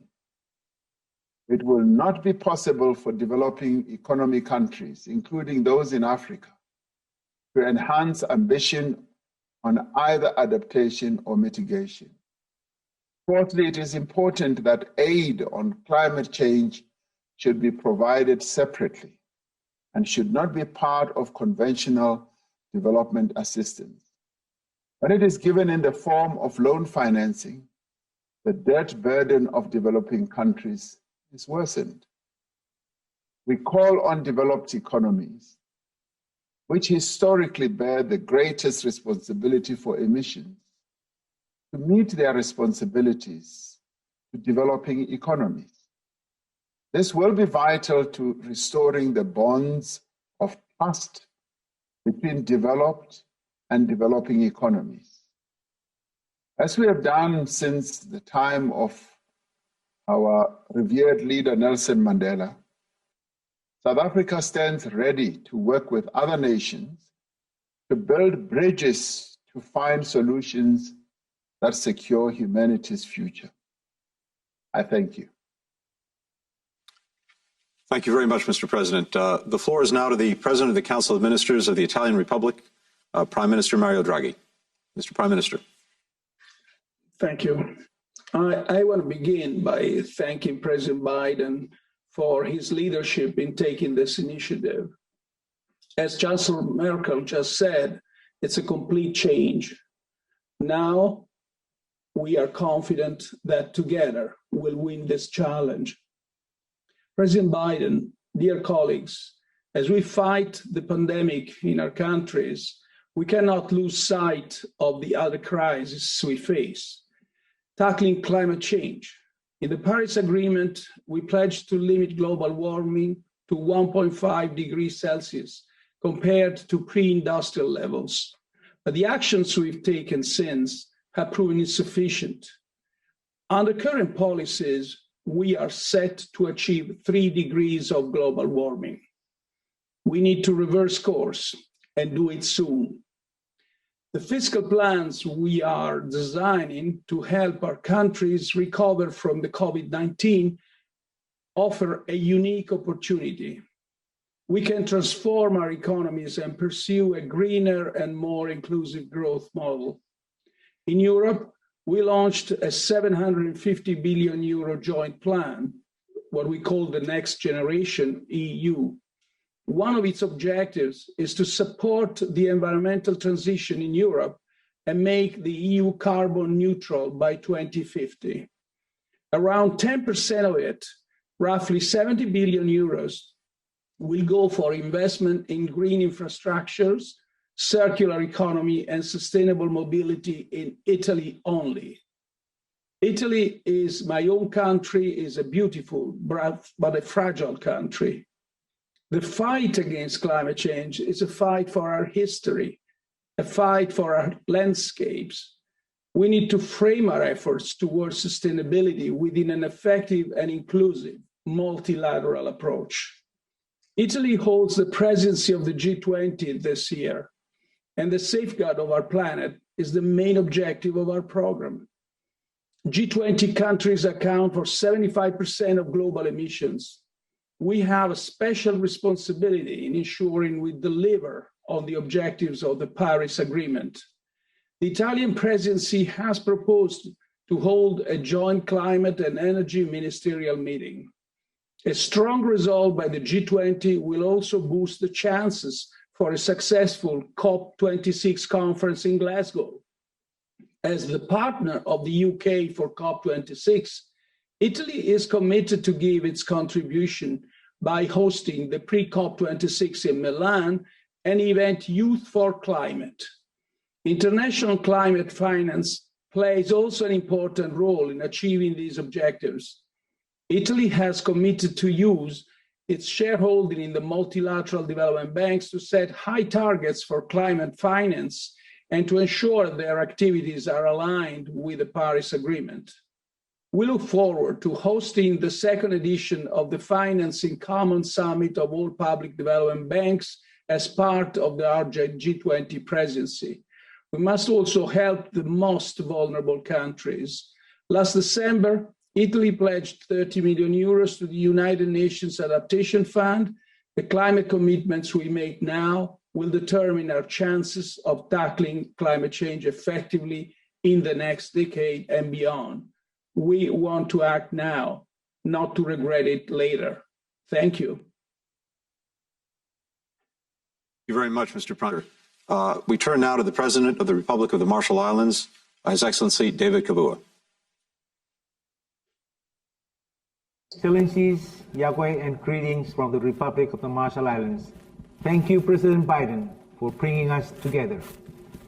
Our actions today have a direct bearing upon the future and security of my nation and for others in the Pacific and beyond. We are a low-lying atoll nation, barely a meter above sea level. For millennia, our people have navigated between our islands to build thriving communities and cultures. Today, we are navigating through the storm of climate change, determined to do our part to steer the world to safety. We know what a safe harbor looks like. The Marshall Islands, with Haoses, fought for years to create consensus around a 1.5 degree Celsius temperature goal. In 2015, we brought together the High Ambition Coalition to turn the 1.5 to stay alive, rallying cry into a call shared by all parties to the Paris Agreement.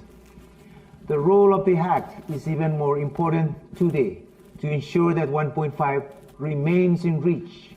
Our key task this year is to ensure that updated national emissions commitments are in line with that goal. NDCs are where ambition moves from promise to plan. Given how far off track the world is today, it is vital that we come together every 5 years to increase ambition. All nations should also be charting long-term net zero strategies and implementation pathways before COP26.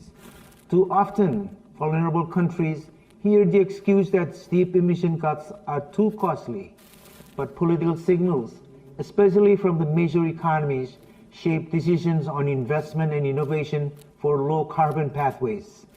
Now is the moment for this signal to be unequivocal. The recovery from COVID-19 gives us a rare chance to invest in a safer and healthier world. Sector-wide transformation are possible.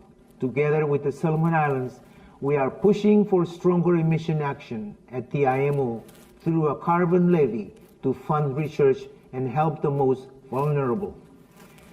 Leading from front lines, we were the first to strengthen our NDCs in 2018, and we have a 2050 net zero strategy paired with an electricity roadmap as our implementation pathway.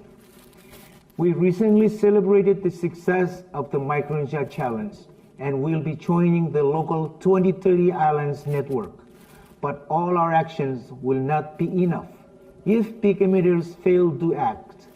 We feel the effects of climate change now, and so we are also leading the way to on adaptation. We deliver our adaptation communications in 2020 and are developing our national adaptation plan. Adequate and accessible financing is key, and so I support the call for 50% of climate financing to go towards adaptation. I'll conclude by asking my fellow leaders, how will you move from plans to implementation to align with a 1.5-degree future and help others do the same?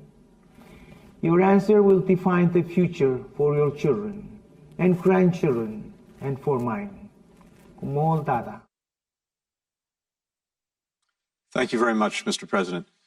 President Biden, we know you have to step away for a few moments. We look forward to having you back here shortly, but any words before you depart? Well, I apologize for having to leave for a few minutes. I'll be back shortly, but it's an encouraging start. There's a lot to do. I get this feeling that we are really beginning to make some real progress, so I'm looking forward to hearing more. Thanks, Mr. President. The floor is now to the President of the Argentine Republic, His Excellency Alberto Fernandez. Mr. President.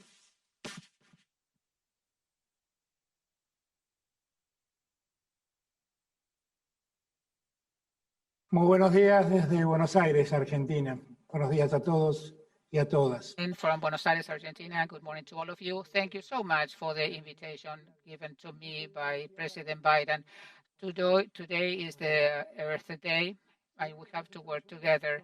I am so happy that the U.S. is reinvesting again. Argentina considers the climate change as a key issue, as 50 years ago, General Perón said, we have to be aware of the suicidal path that we are working because of the contamination. It's now or never.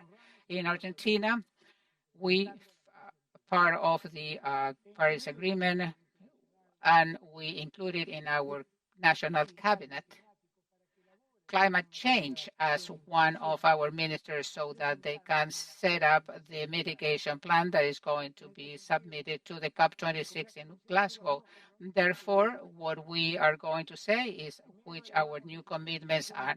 First, we're going to increase our contribution 27% vis-a-vis the 2016. There are two additional issues of what we submitted in 2016. This is coincides with the objective of 1.5 centigrades and net zero emission. We are committed to develop 30% of our energy network with renewables, and we have a plan, very efficient for the industry, transportation, construction. We will promote the adoption of cutting-edge technologies to reduce methane emissions and contaminants. We will also have a plan to export hydrogen. We will adopt very deep measures to eradicate illegal deforestation, and it will classify it as a crime. We will have a new bill to protect native forests, and we will also promote the rapid law of education regarding environmental issues. We have to work together, and therefore we have to remember what our Pope Francis says. The social and ecological crises are two faces of the same issue, and they are linked. And as President Macron just said, we need to renew the financial architecture. The agenda is very clear. We have to have soft loans with bilateral and multilateral banks. We have to pay for services and swap of debt for environmental actions. We cannot discriminate those countries that are the medium-sized countries, and we have to make sure that the qualified and the agents that qualify our countries have to be aware of what our realities are and what are the issues that make our countries go into debt, in this case due to the COVID, and we have to have better terms of payment. Therefore, I hope that out of this summit we have a new path. This is a time to dream. I talk to all my colleagues in Latin America and Caribbean. We have to coordinate regional measures, social measures. The new generations are looking at us. We cannot doubt anymore. Nobody can work by himself or herself. We have to work together. We have to have social justice, financial justice, and environmental justice. Thank you very much. The floor to the President of the European Commission, Ursula von der Leyen. Dear President Biden, Excellencies, ladies and gentlemen, a little over 5 years ago, the world came together to sign the Paris Agreement. Today, we have to strengthen that global unity around ambitious new goals, because this will be the make or break decade for our climate. And therefore, I want to thank President Biden for convening this meeting on Earth Day. The Paris Agreement is humanity's life insurance. And at the COP26 in Glasgow, we must show that we all have understood this and that we are ready for more climate action, because we are getting dangerously close to 1.5 degrees of global warming. Science tells us it's not too late yet, but we must hurry up. And that is what Europe is doing. 11 days after taking office, my Commission launched the European Green Deal for transforming our economy. And yesterday, we agreed Europe's first ever climate law with the European Parliament and our 27 governments, as Angela Merkel mentioned. With this, we write into stone the goal to set out by the European Green Deal to make Europe climate neutral by 2050.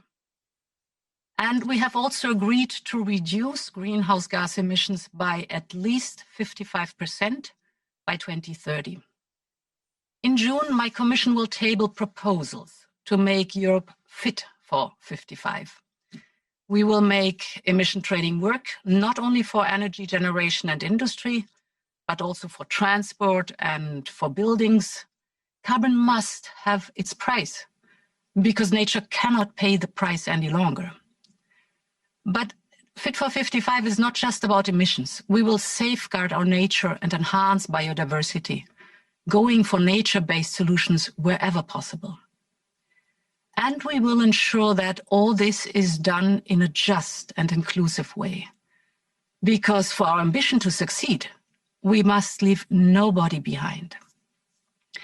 Climate action is also a massive opportunity for our economies. It creates new markets, it mobilizes investment in new and transforming industries, and it unleashes innovation for a healthier and more prosperous future.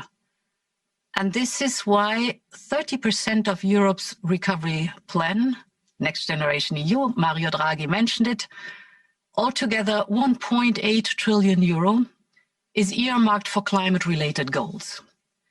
The fight against climate change will be the engine for our global recovery.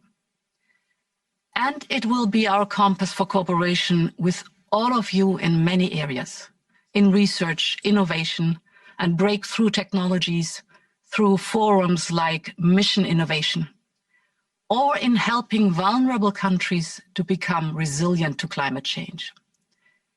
Europe wants to be the first climate neutral continent in the world, but to save the climate, we need the world. We need all major economies to take their responsibility and to turn the transition into an opportunity for all. Let's set together a new global benchmark for climate neutrality. Let us work together on a shared commitment and joint action for reducing emissions by 2030. This puts us on a pathway to net zero emissions by 2050. And that is what our planet needs. Thank you again, President Biden, for this meeting. It is so good to have the US back on our side in the fight against climate change. Together we can go faster and get further And together, we will win the future. Thanks a lot. Thank you very much, Madam President. I now turn the floor to His Majesty King Salman, custodian of the two holy mosques and king of the Kingdom of Saudi Arabia. Your Majesty. Your Majesties, Highnesses, and Excellencies, dear participants, in the beginning we would like to thank President Biden for holding this summit to combat climate change, which threatens life on our planet. These challenges recognize no national borders. The objective is sustainable development, and in order to achieve this, there must be a comprehensive methodology that takes into account the different developmental circumstances that exist around the world. In accordance with the Saudi Vision 2030, we have launched packages of strategies and regulations such as the National Environmental Strategy with the aim of producing 50% of the kingdom's energy need by 2030 using clean, renewable sources. Enhancing the level of international cooperation is the optimal solution to meeting the challenges of climate change. During our G20 presidency last year, we advocated the need to adopt the notion of a circular carbon economy, launching two international initiatives to curb land degradation and to protect coral reefs. More recently, His Royal Highness the Crown Prince announced two new initiatives, the Saudi Green Initiative and the Middle East Green Initiative, which aim at reducing carbon emissions in the region by more than 10% of global contributions. These initiatives also aim at planting 50 billion trees in the region, in addition to a number of unique initiatives. These two initiatives have been endorsed by the international community. We will work with our partners to achieve their goals by hosting this year the Green Saudi Initiative Forum and the Middle East Green Initiative Summit. Finally, we would like to affirm our keenness on and commitment to cooperation to combat climate change in order to create a better environment for future generations, wishing success for our efforts to protect our planet, and may peace be with you. Thank you very much, Your Majesty. The floor is now to the President of the Federal Republic of Brazil, President Bolsonaro. Mr. President.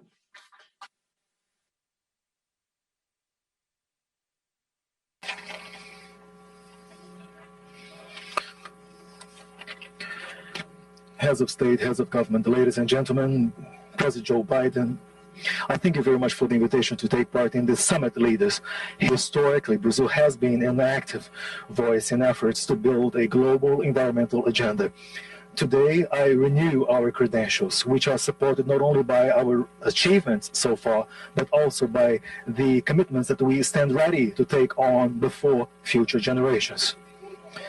As the home of the planet's greatest biodiversity and as an agri-environmental powerhouse, Brazil is at the very forefront of efforts to tackle global warming.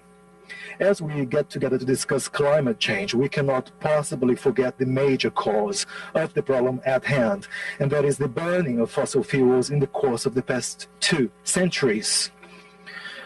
Brazil has accounted for less than 1% of the historic greenhouse gas emissions, even as one of the world's largest economies. Currently, Brazil accounts for less than 3% of annual global emissions.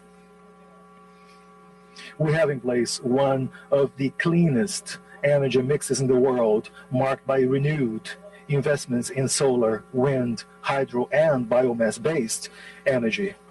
We are a pioneering company, a pioneering country in the dissemination of biofuels, renewable biofuels such as ethanol, which help clean up our urban centers.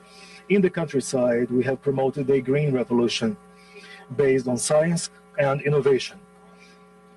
We produce more using less resources, which makes Brazilian agriculture one of the most sustainable practices on the planet.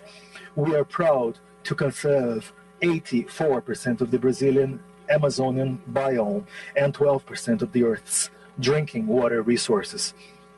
As a result, in the past 15 years alone, we have avoided the emission of more than 7.8 billion tons of carbon into the atmosphere. In the light of our common but differentiated responsibilities, we continue to collaborate towards global efforts against climate change. We are one of the few developing countries to adopt and to reaffirm a cross-cutting and comprehensive NDC, including absolute targets for reducing emissions, even already for 2025 by 37%, and a reduction of up to 40% by 2030.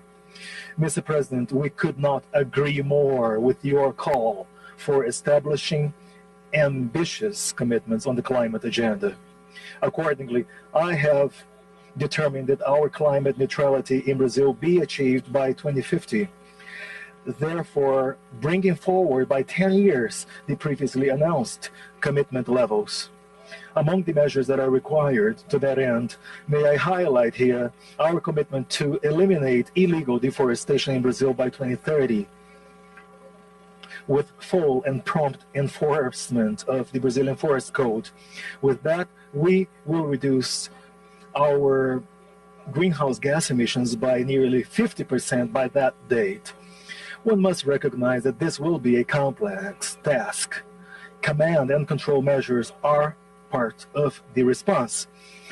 Despite our administration's budget constraints, I have nevertheless determined that the environmental bodies be further strengthened, thereby doubling funds allocated to inspection actions. But it is necessary to do more. We must face the challenge of improving the life of more than 23 million Brazilians who live in the Amazonian region, the country's richest nation as far as natural resources are concerned, but again, a region posting the worst human development indices. Overcoming the so-called Amazonian paradox or contradiction is a key and essential condition for sustainable development in that region. We must also enhance land governance and make the bioeconomy a reality by truly acknowledging the value of the standing forest and biodiversity. This must be an effort that will envisage and accommodate the interests of all Brazilians, to include indigenous peoples and traditional communities. In view of the magnitude of these obstacles, including financial obstacles, it is key that we be able to count on the contribution of companies, the business community, institutions, and people willing to act immediately as well as in a real and constructive fashion towards the solution to these problems. This year, the international community will have a unique opportunity to collaborate towards efforts to build our common future. COP26 will have as one of its main missions the task of fully adopting the mechanisms envisaged under Articles 5 and 6 of the Paris Agreement. Carbon markets are critical as a source of funds and investments to propel and boost our climate action, not only in forests, but also in other relevant sectors of the economy, such as industrial activity, power generation, and waste management. Likewise, there must be fair payment for environmental services provided by our biomes to the planet at large, as a way to recognize the economic nature of environmental conservation activities. As I said before and stress now, we stand ready and remain open to international cooperation.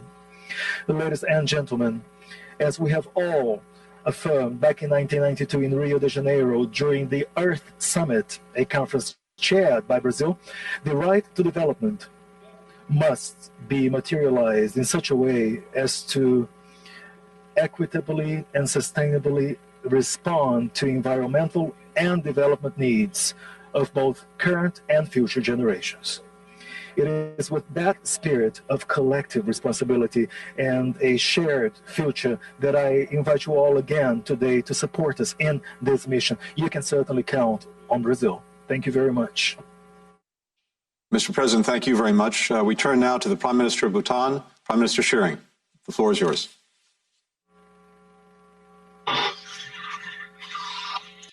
Your Majesty, Excellencies, ladies and gentlemen, I bring you warm greetings from His Majesty the King, Her Majesty the Queen, and people of Bhutan. It is a privilege to be participating in this summit, and I thank His Excellency President Joe Biden for inviting Bhutan and allowing us our voice to be heard at this important gathering. I also commend President Biden for bringing the United States back to the Paris Agreement. I feel that leadership will be catalytic in bringing the major economic leaders together to achieve our climate goals and dream for a healthy planet. Excellencies, in Bhutan, all our developmental activities are guided by the philosophy of gross national happiness, which was conceived by our kings. GNH balances gross socio-economic development with that of environmental and cultural conservation. In line with the principles of GNH, our Constitution mandates us to maintain at least 60% of our total area under forest cover for all times to come. As of today, the actual forest cover is about 71%, with more than 50% of the land area protected as national parks, wildlife sanctuaries, and biological corridors. Our main source of energy is renewable hydropower. That is why we are not just carbon neutral, but carbon negative. Our Constitution also requires us to maintain intergenerational equity when it comes to natural resources. These environmental credentials have originated from the Golden Throne and are legally binding. What more NDCs can we pledge? Yet, leaving no room for complacency, we are drafting our second NDC, which will be even more ambitious. This is a clear indication that though small and economically challenged, we have realized beyond doubt that sustainable development path is the right way in the long run. But even with our efforts, we remain highly vulnerable to the impacts of climate change. We face increasing threats from extreme climate events such as flash floods, glacial lake outbursts, windstorms, forest fires, and landslides. I cannot understand this irony of contributing a lot to environment preservation, yet having to suffer so much. Despite our own challenges as chair of the LDC, we have tried our best. Last December, we hosted the Thimphu Ambition Summit to build global political momentum on climate ambition and action. Excellencies, the commitment made by Bhutan and other LDCs represent a small fraction of what is needed to reduce emissions by 2030. We urge all countries, particularly the major emitters, to set more ambitious targets well ahead of COP26. Climate finance is key to leverage climate actions and to implement the enhanced NDCs of the developing countries.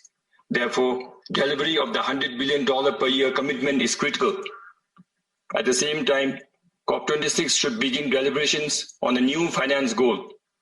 This should be based on science and the needs of the developing countries. It must also be complemented with the transfer of green technologies, which are environmentally sustainable, disaster resilient, and contribute to green development. Excellencies, in raising our climate ambition, Bhutan is ready for climate action on the ground. We have mainstreamed climate action into all our developmental plans and are formulating enhanced NDCs and a long-term strategy to enhance that we remain carbon neutral for all times to come. But we need the global community to support our resolve. Governments, bilateral institutions, banks, private sectors, and the scientific community must come together before it is too late. We would now like to see major economies provide leadership for some real-time action on the ground. I thank you all and Tashidele. Thank you very much, Mr. Prime Minister. It's a pleasure now to call upon the Prime Minister of Australia, Prime Minister Scott Morrison.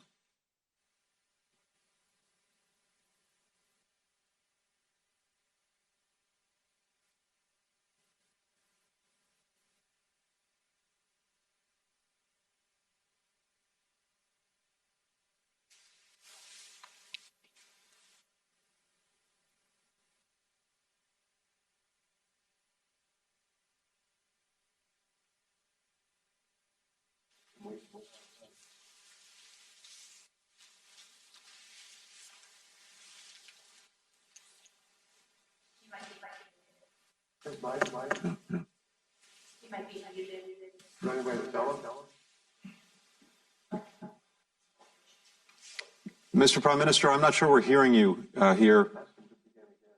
Yes, yes.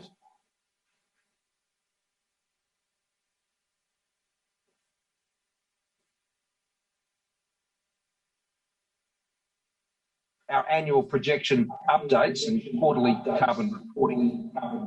We are well on the way to meet and beat our Paris commitments, and will update our long-term emissions reduction strategy for Glasgow. Achieving our 2030 target will see emissions per capita fall by almost half of our emissions per unit of GDP by 70%. Already, we have reduced our emissions by 19% on 2005 levels, I should say, more than most other similar economies, and by 36% when you exclude exports. We're deploying renewable energy 10 times faster than the global average per person. We have the highest uptake of rooftop solar in the world. Australia is on the pathway to net zero. Our goal is to get there as soon as we possibly can through technology that enables and transforms our industries, not taxes that eliminate them and the jobs and livelihoods they support and create, especially in our regions. For Australia, it is not a question of if or even by when for net zero, but importantly, how. That is why we're investing in priority new technology solutions through our Technology Investment Roadmap initiative. We're investing around $20 billion to achieve ambitious goals that will bring the cost of clean hydrogen, green steel, energy storage and carbon capture to commercial parity. We expect this to leverage more than $80 billion in investment in the decade ahead. In Australia, our ambition is to produce the cheapest green hydrogen in the world at $2 per kilogram Australian. Mr. President, in the United States, you have the Silicon Valley. Here in Australia, we are creating our own hydrogen valleys, where we will transform our transport industries, our mining and resource sectors, our manufacturing, our fuel and energy production. In Australia, our journey to net zero is being led by world-class pioneering Australian companies like Fortescue, led by Dr. Andrew Forrest, Visy, BHP, Rio Tinto, AGL, and so many more of all sizes. It is also being pioneered by our agricultural and marine sectors through soil science and sustainable fisheries. Marine protected areas in Australia are approaching 40% of our waters. We have already funded over 100 cutting-edge projects to safeguard our global treasure, the Great Barrier Reef, and are committing a further $100 million to protect our oceans, coastal ecosystems, and pioneer blue carbon initiatives to mitigate climate change. We're also providing $1.5 billion in practical climate finance, focusing on our Blue Pacific family partners in our region. Mr. President, we want to work with others on the how, through our new International Technology Partnerships program led by Australia's former Chief Scientist, Dr. Alan Finkel. My government is committed to playing its part in making COP26 a success in Glasgow, and you can always be sure that the commitments Australia makes to reduce greenhouse gas emissions are bankable. We have proven performance, transparent emissions accounting, and transformative technology targets to unlock pathways to net zero. Future generations, my colleagues and excellencies, will thank us, not for what we have promised, but what we deliver. And on that score, Australia can always be relied upon. Thank you for your kind attention. Thank you very much, Mr. Prime Minister. It's a pleasure now to turn to the Prime Minister of Antigua and Barbuda, Prime Minister Brown. Thank you. Heads, distinguished ladies and gentlemen. I thank President Biden for convening this very important gathering to address the most significant threat facing our one planet and our one humanity. We're grateful that the United States and China have pledged to reduce their greenhouse gas emissions, and we look forward to swift action in their transitioning into carbon neutral economies. We urge other emitting nations to follow this vital example set by the United States and China. Remind that the 44 members of the Alliance of Small Island States, through no fault of their own, confront the greatest threats of climate change. The 44 AOSIS members are the least contributors to greenhouse gas emissions, but the most affected by climate change. Collectively, they emit just 1.5% of the emissions of industrialized nations, and many of them have already begun to roll out ambitious programs to reduce their small carbon footprint, particularly in renewable energy. They made ambitious national commitments at COP21 in Paris, and they remain passionately committed to implementing them within their means. However, the harmful effects of climate change are growing, and the cost of mitigation and recovery is being counted in human lives and livelihoods. The economic situation of our countries was already grave before the COVID-19 pandemic. It is now dire, particularly for tourism-dependent nations. We are literally teetering on the edge of despair. Over the years, the debt of small states has risen to unsustainable levels because of repeated borrowings to rebuild and recover from continuous debilitation by natural disasters arising from climate change. Mechanisms introduced by the international financial institutions, the IFIs, for addressing the looming debt crisis are insufficient. For some small states, even these inadequate instruments are denied because of the false criterion of middle and high per capita income, which ignores the huge vulnerabilities that small states face. It is urgent that policymakers of the IFIs instruct that more determining criteria of small size, resource constraints, and vulnerabilities be taken fully into account for concessional financing. Colleagues, repayment of official debt by small states, including to the Paris Club, is near impossible in the prevailing parlous circumstances. A permanent solution to the looming debt crisis is compelling and necessary. This requires action to design new and innovative financial instruments and to provide debt relief, including debt cancellation, debt suspension, debt rescheduling, debt restructuring, and debt for climate swaps. Worsening climate conditions are uprooting workers from previously productive sectors and causing a crisis of immigration and refugees. This too must be reversed in the global interest. We should acknowledge the interconnectedness of our human civilization, and we need to respect and protect our common humanity. Small states are also economic markets, providing revenues and employment for larger and richer nations. Every major country benefits perennially from trade surpluses with small states. To continue to be viable markets, to remain viable democracies that uphold human rights and the rule of law, to achieve climate justice, and to provide economic conditions that discourage refugees, we need the following. We need urgent access to COVID-19 vaccines, which should be prioritized based on vulnerability.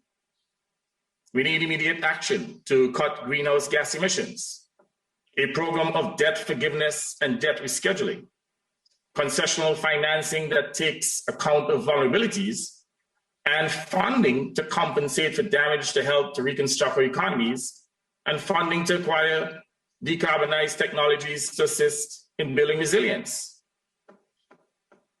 Excellencies, it is our hope that a spirit of cooperation will emerge from this gathering of 40 that can be taken to Glasgow to inspire an ambitious program of action to achieve net zero by 2050. I thank you. Mr. Prime Minister, thank you very much. It's now a pleasure to call upon the President of the United Mexican States, President López Obrador. Mr. President.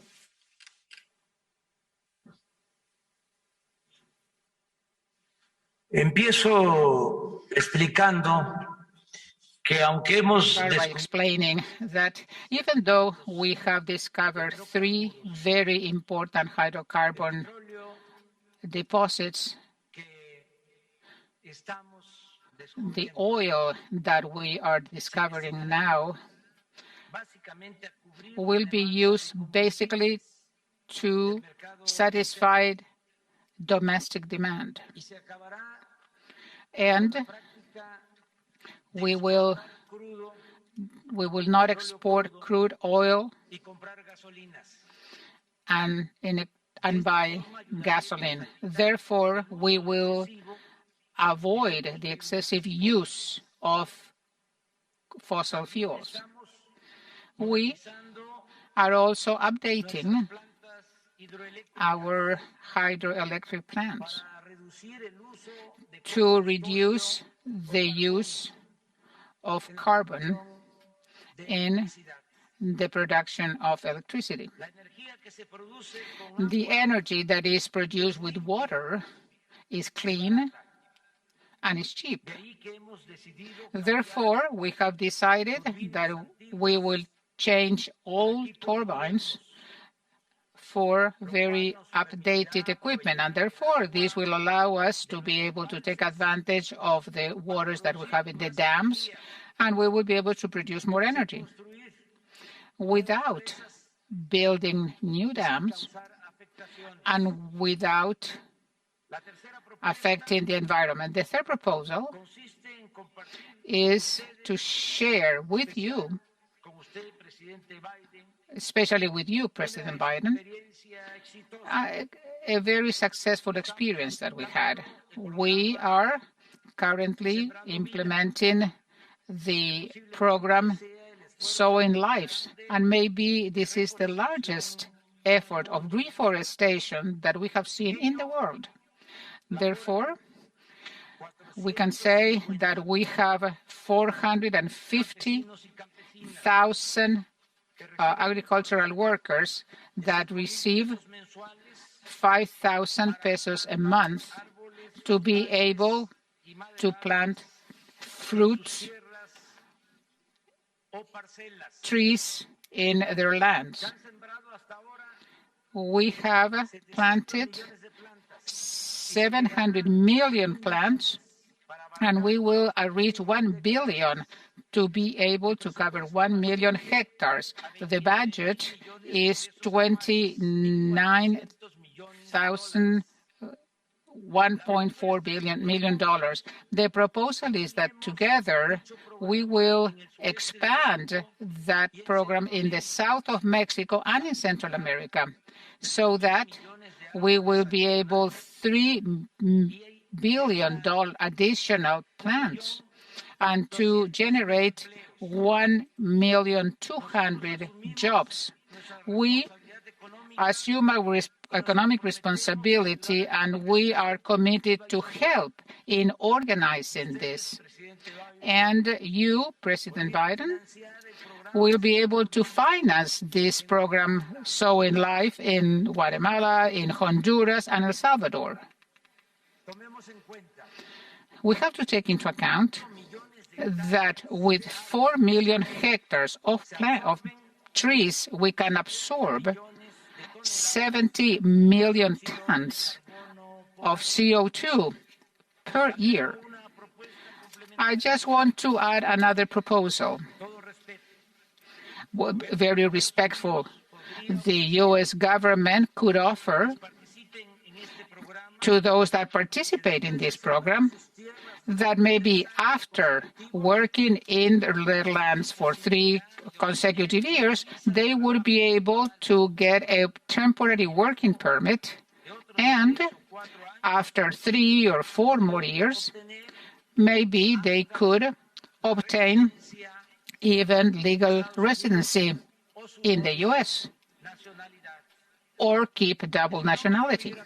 So the migration phenomenon, as we all are aware of, is not going to be solved by force, but with justice and well-being. You, President Biden, is a very sensitive person, and you know very well that the spirit of work, the desire to improve that the immigrants show is fundamental for the development of nations. They're migrants. Migrants are exceptional people, and those are the people that help in the development of different nations. We have to order these migration flows and organize them in a very human way and in a very practical manner with the love of nature and the responsibility to give to the future generations a planet where they can be able to live. We also have to think that we are brothers in the universal way. Thank you so very much. Thank you very much, President Lopez Obrador. It's now a pleasure to turn to the President of the Gabonese Republic, President.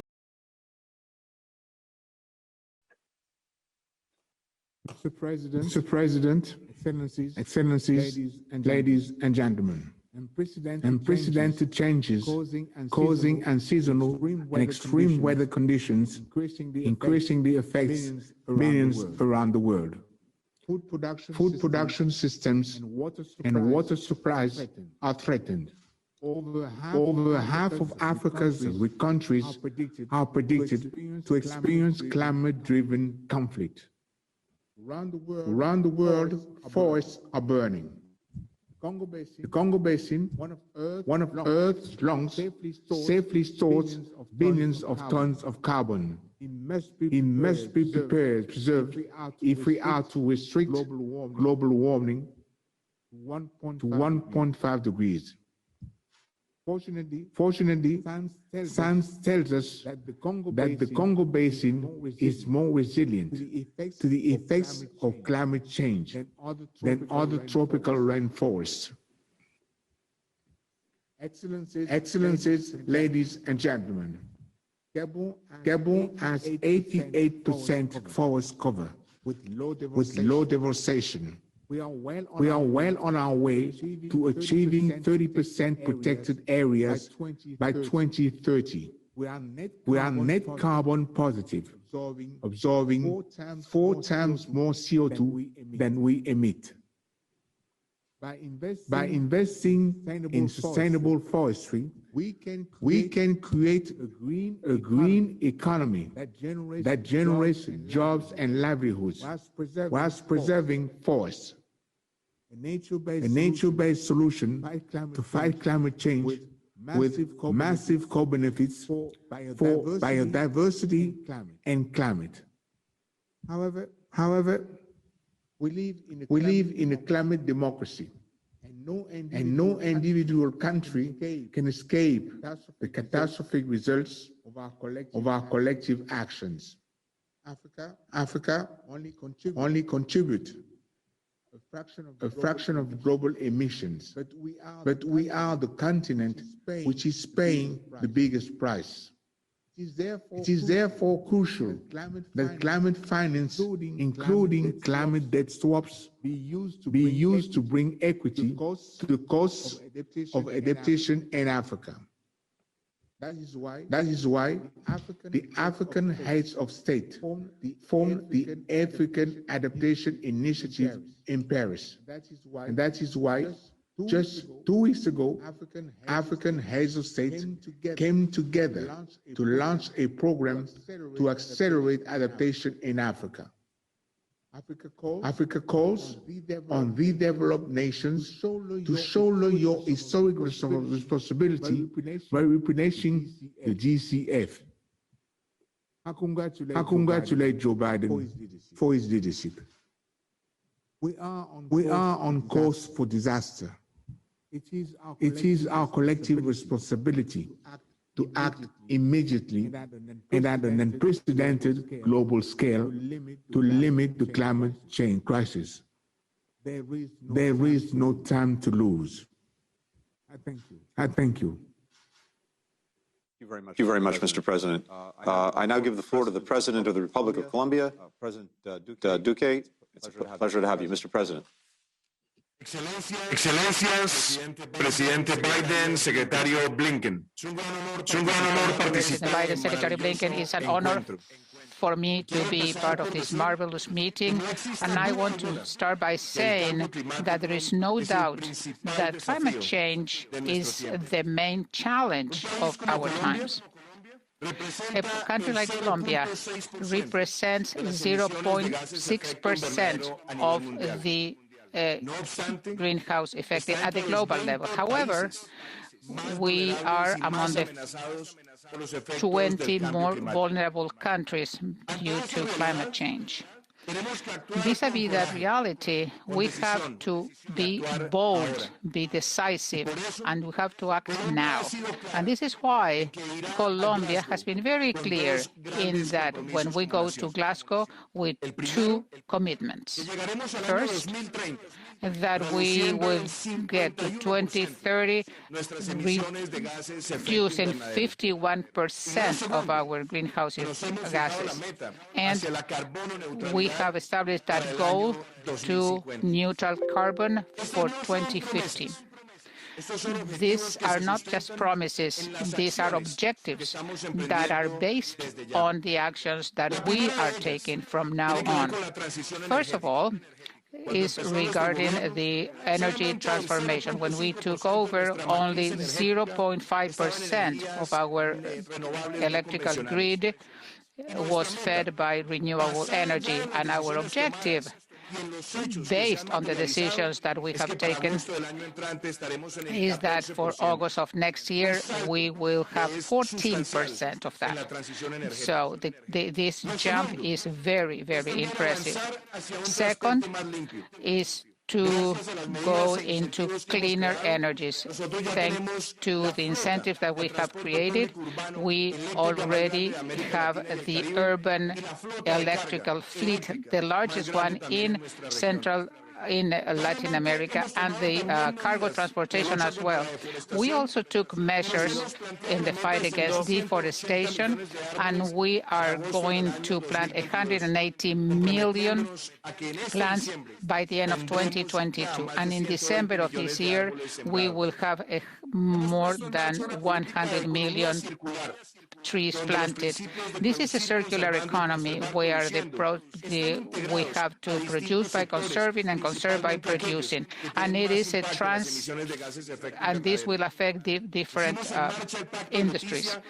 We also started initiatives with different countries that are present here today in the work in the Amazon region, and we have no doubt that in the solution of nature base will be very, very positive, and we have to start signing the contracts for the protection of our environment.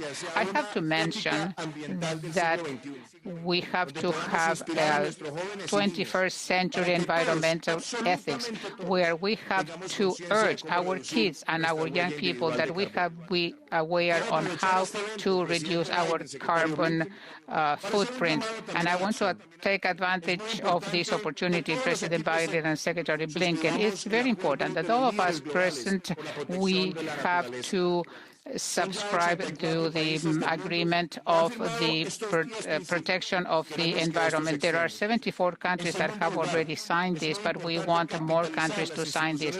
It is very important to use the development institutions like the Inter-American Development Bank for tools that will finance these policies so that we can get to net zero emission. And the third, I just wanted to share with you that it's very urgent that we have new mechanisms so that we can have debt for adoption swap.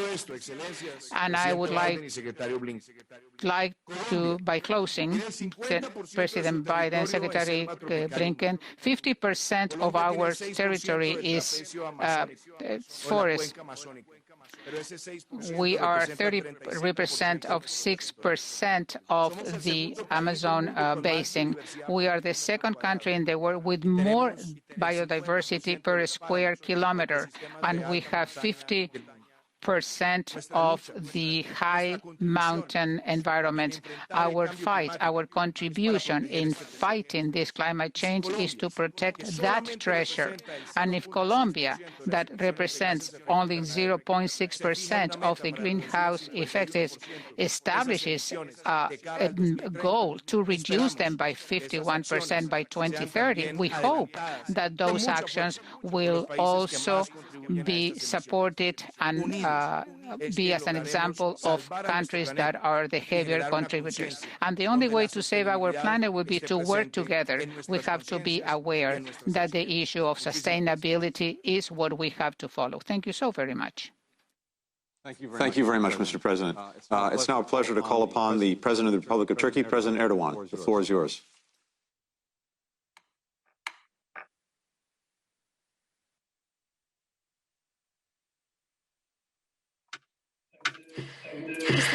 Distinguished heads of state and government, I would like to greet you with my most heartfelt feelings on behalf of myself, my nation, and my country.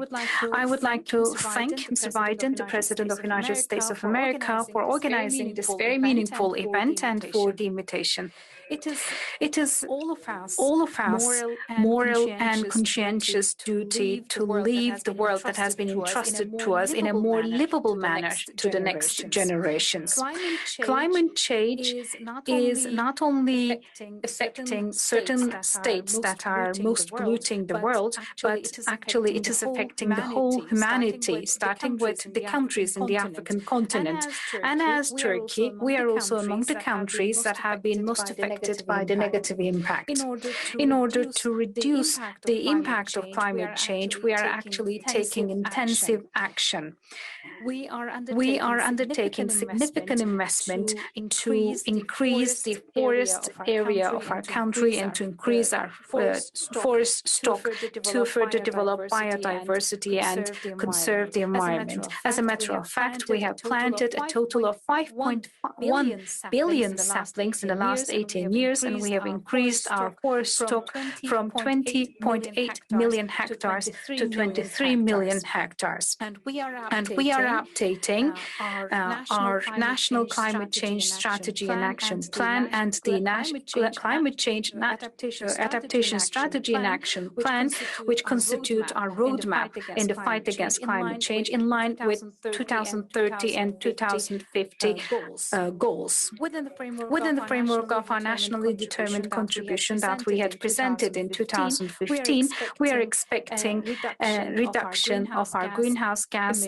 emission up to 21% up until 2030. According to our nationally determined contribution, a total of 1,920,000,000 tons of greenhouse emission will be prevented from the years of 2012 until 2030. Turkey is actually a leading country in its region when it comes to renewable energy. Currently, the electricity installed power has a share of 52.3% of renewable energy. With this rate, we rank the 6th in Europe and 13th around the world. And in terms of hydroelectric plant installed power, we rank the 2nd in Europe and 9th around the world. And we will be increasing our electricity generation from solar power to 10 gigawatts until 2030 and from wind energy to 16 gigawatts. And thanks to the steps we will be taking for energy efficiency, we are targeting to have 66.6 million tons of carbon dioxide emission reduction by 2023. Under the leadership of the First Lady, Madam Erdogan, we have started the Zero Waste project, and with this we are going to increase the recycling rate to 60%. We have thus disseminated the National Gardens project, which is going to be increasing our green areas and our sink capacity. We are a country surrounded on 3 sides with seas, and the issue of declaring protection zones in open seas is an issue that we need to take into our agenda. In relation to fighting against climate change. Any action and any undertaking that we will be taking is requiring high level of investment. In the post-COVID-19 pandemic period, we do believe that the green transformation issue will be at the core of our recovery, and we're taking steps to this effect. The green transformation of the industrial sector is also one of the aspects that I have announced in the economic reform package that I declared in March. Of course, such a transformation is creating the need for investment and financial opportunities. No government or no sector can actually realize such a large transformation on their own, and we know this very clearly. Thus, starting from the green transformation and in other areas, we do believe that the strategic cooperation that is going to be established at the global level is of utmost importance. I do believe that the efforts of President Biden is to be appreciated, especially in regards to this aspect. Climate change is a global phenomenon, and of course, unfortunately, countries are not at an equal footing. We see developing and developed countries, and I do believe that the sharing of the burden amongst these countries should be created in an equal manner, and this is going to be strengthening the fight against the climate change. In the pathway towards 2030, the common but differentiated responsibilities and comparative skills principle is going to be the main basis of an equal footing and an equal framework. In relation to the greenhouse gas emissions, Turkey does not have much of an historical responsibility, but we do believe that Turkey needs to be evaluated at an equal footing in relation to the global climate change regime.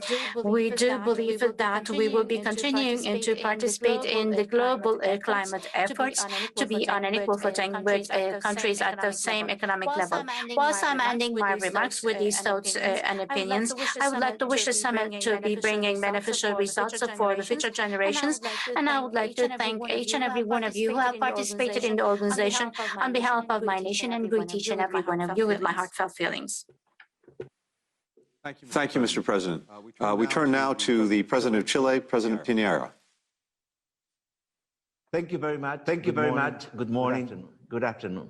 Your Excellency, I am honored to address you today. I am also thankful to President Biden and Special Envoy Kerry for organizing this event in which we can and must strengthen our commitment to fight climate change and global warming. As you all know, the COVID-19 pandemic is not the only threat that humanity faces today. Climate change has not been quarantined, but has continued its advance at a speed that urges us to take actions today, so mankind can have a tomorrow. Chile is ready to do its part. Even though we are a small country responsible for only 0.25% of the total world's emissions, we are determined to have a significant and positive impact and to make a relevant contribution in our fight against climate change. How does a small country like Chile pretend to have such an impact? The answer is simple and can be found in the simplest of molecules: hydrogen. Green hydrogen is what Chile can offer to the international community. Our geography provides us with the resources required. In the north, the Atacama Desert receives the strongest radiation on the planet, while in the south, the Patagonia, we have some of the strongest winds on Earth. Once harnessed, these resources will allow us not only to decarbonize our own energy matrix before 2040, but also will allow us to become a neutral carbon country before 2050. And we will become the most efficient producer of green hydrogen in the world, thus helping other countries to decarbonize their own energy matrix. As we move towards cleaner forms of energy, we must not neglect the protection of some of the most vulnerable and exploited areas of our planet, the ocean. We have that COP25 as the blue COP, precisely to underscore the role of oceans, the role oceans play as a climate regulator, agent and the importance of their protection, Chile has already established marine protected areas that cover over 43% of our exclusive economic zone. But it's not enough. And that's why today I want to invite you to go further by asking you to join Chile in two concrete proposals.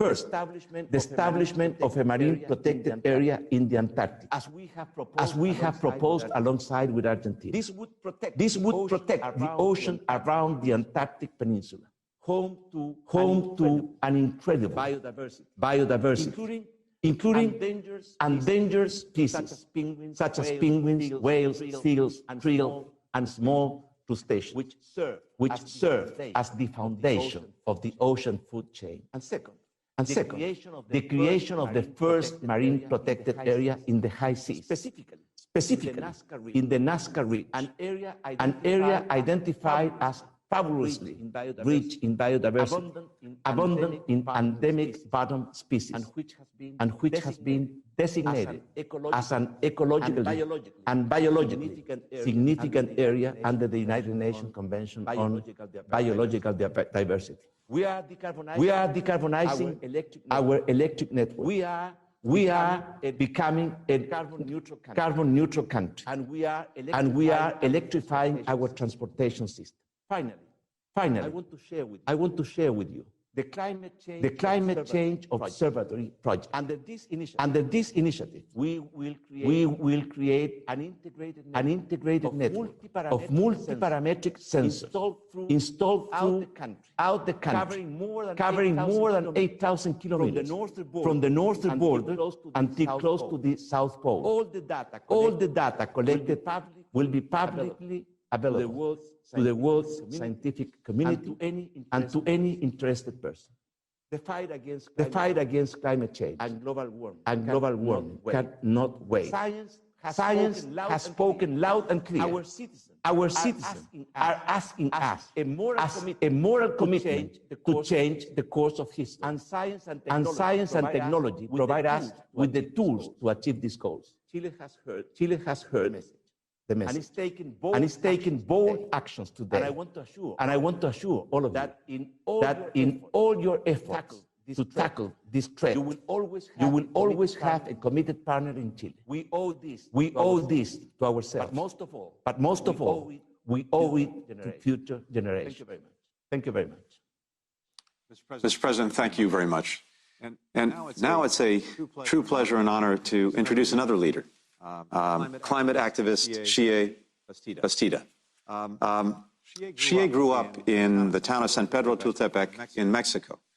She's a member of the Atomi Toltec Nation. She's experienced firsthand the devastating impact of climate crisis. When Xie was just 11 years old, her town was hit by back-to-back years of climate-driven drought. Then the intense rains came, and then the floods. Her family was displaced, and she and her parents relocated to the United States, to New York. These dramatic swings in extreme weather are just one of the consequences of the climate crisis we're already experiencing across the world, including here in the United States, where at the same time as Xie's town was experiencing droughts and floods, the American Southwest was in the middle of the worst drought since the 16th century. After relocating to New York, Xie came face-to-face with another impact of the climate crisis in the lasting damage left by Superstorm Sandy. Wherever she went, she saw how changes driven by climate were hurting communities. So Xie joined the Fridays for the Future movement and was one of the young activists who led their fellow students and people of all ages to strike in order to wake up the world to the impacts of the climate emergency and to call on leaders like us to take action before it's too late. In the time since, she's given much of herself to the climate justice effort. She mobilized 600 students from her school to join the March 2019 climate strike. She led a push for legislative changes in her city and state. She launched a youth activism training program. She addressed the United Nations. For Xie, this isn't a hobby. It's a way of life. Xie is part of a rising generation of leaders who are pushing us to make the necessary changes that we've put off for too long.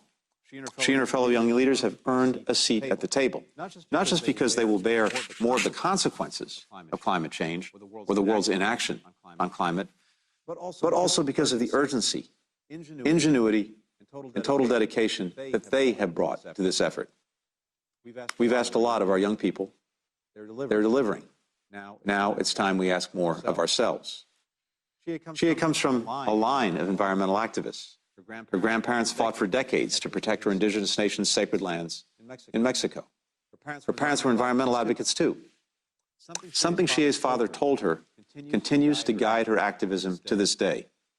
And I quote, "Leave everything better than you found it."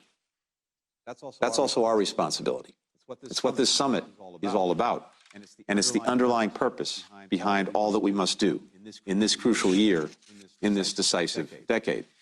If we act together, we can turn the need to reduce our emissions and adapt our communities into once-in-generations opportunity to improve the lives of our people and build more just, equitable, and sustainable societies. Shia, thank you. Thank you for all you've done to leave everything better than you found it. We're humbled and inspired by your service, and now we look forward to hearing from you. Thank you. Thank you. Excellencies, President Biden, and honorable heads of state. My name is Shia Bastida. I am a climate justice activist born and raised in Mexico. I am one of the many young people who have already been impacted by the climate crisis, such as when my hometown was hit by flooding in 2015. I come to this summit knowing that I cannot possibly communicate all of the youth voices that should be here, as I am the only one of two who will be addressing you today. As much as it is a great opportunity, it is also a great responsibility. I did not want to stand here and read our concerns and demands, because if you had been listening, you would know what they are. Nevertheless, I think that it is important for all of us to be on the same page from now and moving forward.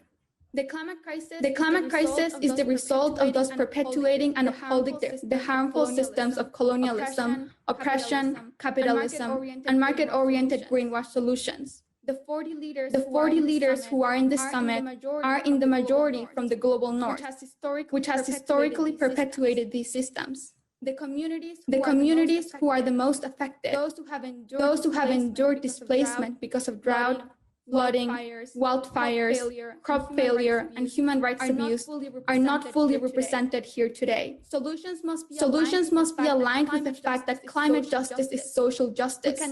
We can no longer keep having summits and conversations around what needs to change, because we already have all of the solutions that we need. So all we have to do is implement them. The fossil fuel industry and the systems that uphold the climate crisis rely on the existence of sacrifice zones. And these sacrifice zones have been intentionally picked to target the global south and black and brown communities in the global north. This is why when it comes to sustainable solutions, we youth need to participate in decision-making spaces to ensure that the green economy track will not be replicating systems of exploitation and creating new sacrifice zones, because this is already happening in many regions of the world.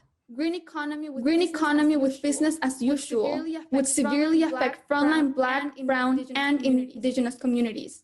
You need to accept that the era of fossil fuels is over. We need a just transition to renewables worldwide so that we can stop emitting carbon and focus on drawing down carbon. But most importantly, all of these solutions must be implemented with the voices of frontline black, brown, and indigenous communities as leaders and decision makers. We demand that you stop fossil fuel investments and subsidies. We demand that you stop any new fossil fuel infrastructure and existing fossil fuel extraction, including pipelines.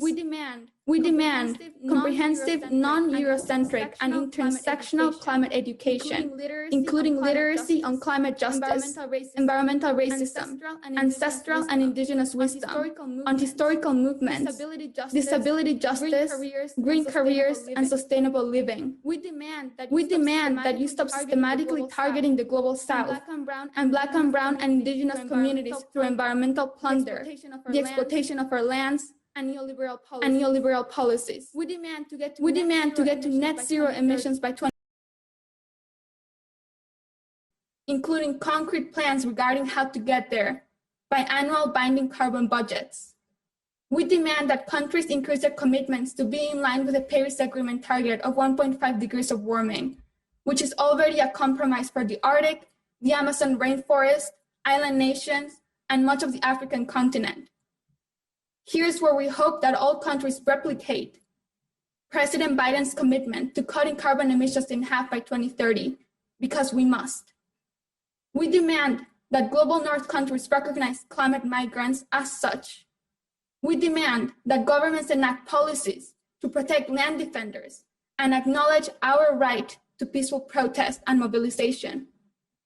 You will often tell us again and again that we are being unrealistic and unreasonable. But who is being unrealistic and unreasonable with unambitious, non-bold, so-called solutions? You are the ones creating and finding loopholes in your own legislations, resolutions, policies, and agreements. You are the naive ones if you think we can survive this crisis in the current way of living.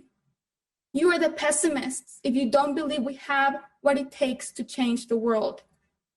If you want to know why youth activists are rising up, it's because we're striving for joy. Joy for our communities and future generations. The climate crisis is so violent and it has exacerbated so much injustice. It is time that you stop thanking us for being activists. It's time for all of us to rise together and recognize that the climate crisis is not only the biggest challenge that humanity has ever faced, but it is also the biggest opportunity that we have to change the world. To end, please keep in mind that throughout the summit, the Fridays for Future is holding a summit on April 23rd to say the things we want the whole world to know. My generation is making sure that there are alternative, inclusive, and radical discourses. In order for this summit to have an impact, it is imperative that our demands are recognized and implemented. It is not enough to ask what world we are delivering to future generations, but what generations we are delivering to the world. As youth, we want to make sure that we can continue to live in harmony with Mother Earth. Until we see the necessary paradigm shift, we will keep demanding holistic solutions, and most importantly, we will be watching and we will be organizing. Thank you for your time. Xie, thank you very much for adding your powerful voice to this summit. People were listening, and I thank you. And to everyone who got the summit off to a start this morning, thank you very, very much. I think we're off to a good start. The conversation continues. We'll see you shortly. Thank you. Hurricanes and wildfires don't confine themselves to national borders. Instability and displacement in one country has ripple effects that are felt throughout the regions and across the world. Taking on climate change together is more than just the right thing to do. It's also in everyone's best interest to do it. Meeting this challenge is going to require mobilizing financing at an unprecedented scale. The private sector is already recognizing this. They know that climate change is more than a threat. It also presents the largest job creation opportunities in history. Hundreds of billions of dollars are already being invested worldwide every year, supporting projects to help build resilient economies with net zero emission goals. But the private sector has more it can do and must do. Let's be clear. Even then, the private sector can't meet these challenges alone. Governments need to step up, and they need to lead. We have a role to play in making sure that material climate risks to financial systems are measured, disclosed, and mitigated. If Wall Street is pumping billions of dollars into businesses, it could be turned upside down when the next storm comes. And we know there will be more storms. Wall Street needs to make clear the risk it's taking on. Those dollars being invested are often the hard-earned savings of our workers. Pensions. We can't take steps to protect our workers. If we don't step up, we have to be able to move forward from the downside deal then into the upside and strengthen the resilience of our financial system. I've directed my team to develop an approach to do exactly that. You know, and our nations must, all of our nations must stand together in shifting policies on public investment as well. You know, to invest in breakthrough technologies, to finally end fossil fuel subsidies, to help the world's most vulnerable nations and those bearing the least responsibility for the climate crisis cope with the devastating impacts of the climate crisis. To help developing economies leapfrog to clean technologies of tomorrow. To mobilize the trillions of dollars needed to make most of the opportunity to build a clean energy, job-rich path to meet our goals. To make sure that our climate response is about more than just building and developing new sectors, but also about international security, regional stability, food security, and gender and racial equality as well. You know, our shared goal of mobilizing $100 billion per year in developing countries is critical for achieving that. It's an investment that's going to pay significant dividends for all of us. And to help meet that goal, the United States will double its by 2024, our annual public climate financing development to developing countries. Compare that to what we were providing during the second half of the Obama-Biden administration. At the same time, we intend to triple our public financing for climate application in developing countries by 2024, recognizing the dividends that pays in reducing cost of disasters and conflicts are avoided. You know, our Development Finance Corporation is committing to net zero emissions through its investment portfolio by 2040 and to increase climate-focused investments to 33% of all new investments beginning in 2023, the earliest of any country. In addition, today we are issuing America's first ever International Climate Finance Plan. This plan represents our vision for financing the global climate response in a coordinated way. It lays out specific steps that federal agencies of the United States will take to increase both the quality and quantity of climate financing. And it will help us spur the private sector to contribute more to climate solutions in developing nations and here at home as well. You know, this moment demands urgency. Good ideas and good intentions aren't good enough. We need to ensure that the financing will be there, both public and private, to meet the moment on climate change and to help us seize the opportunity for good jobs, strong economies, and a more secure world. I'm confident that we're going to get this done together. And I look forward to the progress we're going to make together in today's sessions. So let's move on.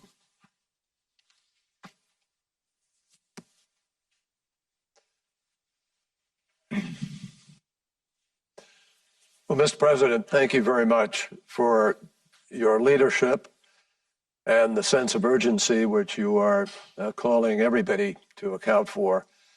And we thank you for hosting this conference in less than 100 days from entering the Oval Office. We just heard a very powerful statement from a young activist underscoring the urgency that every leader here faces to meet this crisis. And as you have said, Mr. President, creating a net zero economy and doing it as rapidly as possible is an enormous challenge. It will require mobilizing finance at an absolutely unprecedented level. And it will require governments to help facilitate the net zero transition around the world and to help, especially, and we've heard it again and again from the leaders this morning, the vulnerable countries, the people who just don't have the finance or the technology or the ability to do this.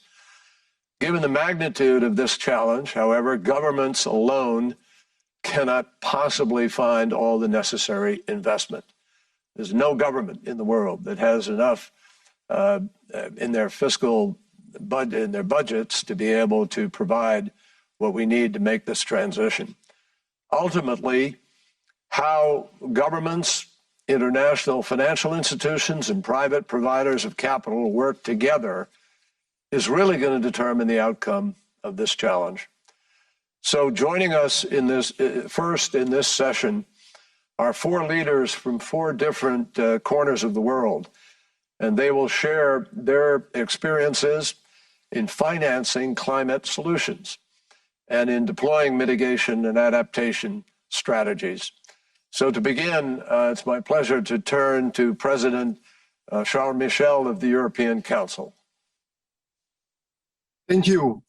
Dear President Joe Biden, dear Special Envoy John Kerry, thank you for convening this important summit. America is back with us at the forefront of multilateralism, and your decision to return to the Paris Agreement sends a strong global signal. This is good news for the world.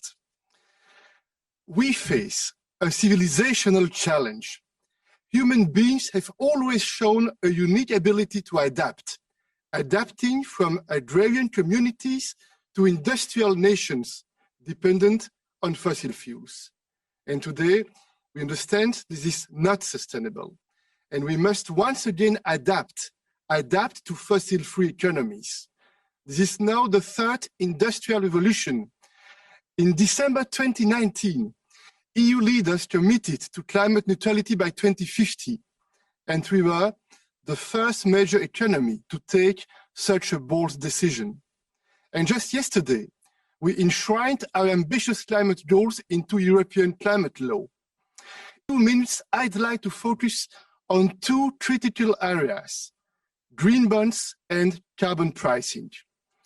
First, we need to be more determined in the field of climate finance. We decided collectively to mobilize at least $100 billion a year for climate financing. The EU and our member states remain the largest contributor of public climate finance to developing countries, and we urge all developed countries to scale up their contributions. This would send a very strong signal in the run-up to COP26. And this is why our European budget and recovery package will dedicate around 600 billion euros to powering our green transition. Transition to a low-carbon economy requires massive investment, which far exceeds public investment capacity alone. We need to use our public funding intelligently to create buy-in from the private sector. The green transition is our prosperity strategy, and 30% of our recovery package will be funded through green bonds. Since finance is global, green finance must also be global, and we want to cooperate and orientate the private sector. Green finance was born in Europe, and today our currency, the euro, is by far the leading currency when it comes to green bonds. We have the most advanced regulatory framework in the world, and we'll soon establish a European green bond standard. But we need to create the right global regulatory framework. Let's try to provide greater certainty for private investors everywhere in the world. In 2019, we set up the International Platform on Sustainable Finance. And today, the platform represents 55% of global greenhouse gas emissions. We encourage more countries to join. Our European ambition is also reflected in our European financial institutions. As of this year, the European Investment Bank has aligned all its financing activities with the goals of the Paris Agreement. It will dedicate at least 50% of annual financing to green investment by 2025. It will support 1 trillion euro in investment for green projects this decade. And the European Central Bank is also working on the implication of climate change for monetary policy and financial stability. My second point, a global approach to carbon pricing is paramount to promoting green investment. If we want to be at peace with nature, we need to chase carbon from our business model. This is the only way to change direction. Preserving a global level playing field is essential. We must set the right incentives at the global level, because carbon leakage across our economies is detrimental. And that's why we intend to introduce a carbon border adjustment mechanism. This is needed to ensure a level playing field, and it must be compatible with WTO rules. We are ready to work with all our partners on carbon pricing.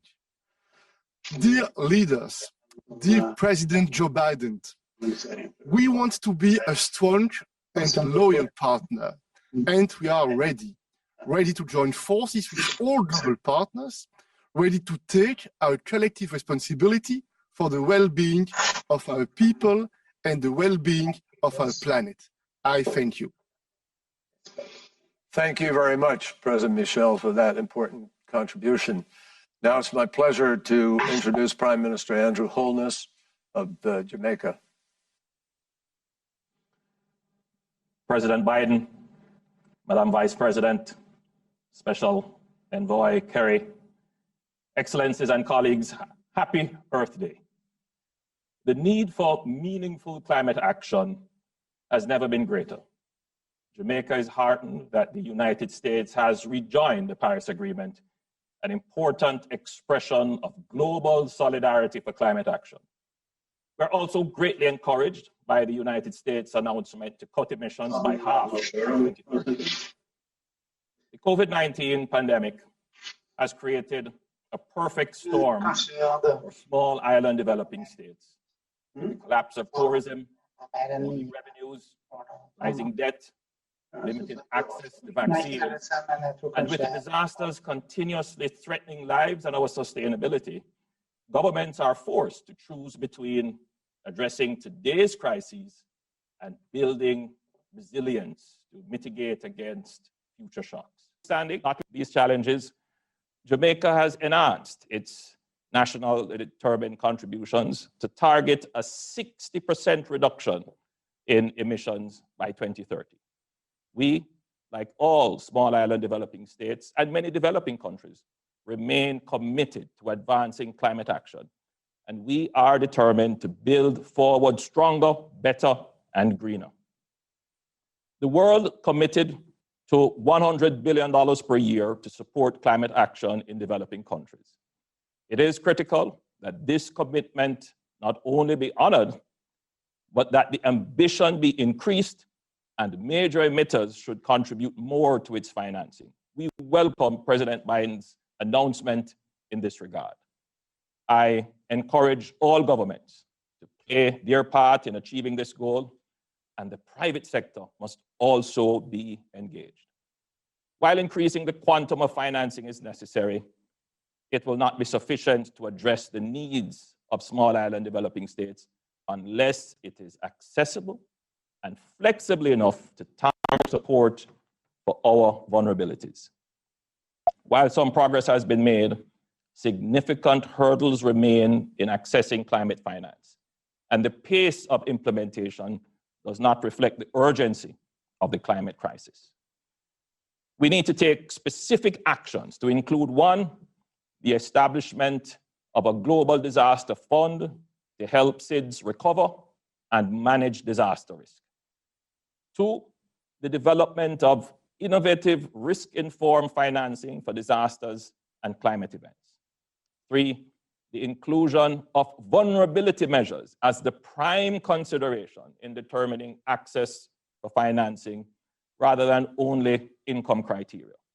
And four, the scaling up of debt for climate adaptation swaps to simultaneously address climate crises and the systemic debt issues affecting already burdened developing countries. Jamaica has great sprinters, and we know that a great start does not guarantee a win. It requires momentum building. In this case, an accessible and equitable climate finance mechanism. We have raised our ambition and now call on major economies to step up and sprint with us to the finish line. We can win this, but we must act now. Minister Holness. And now I'd like to introduce President Felix Tshisekedi of the Democratic Republic of Congo.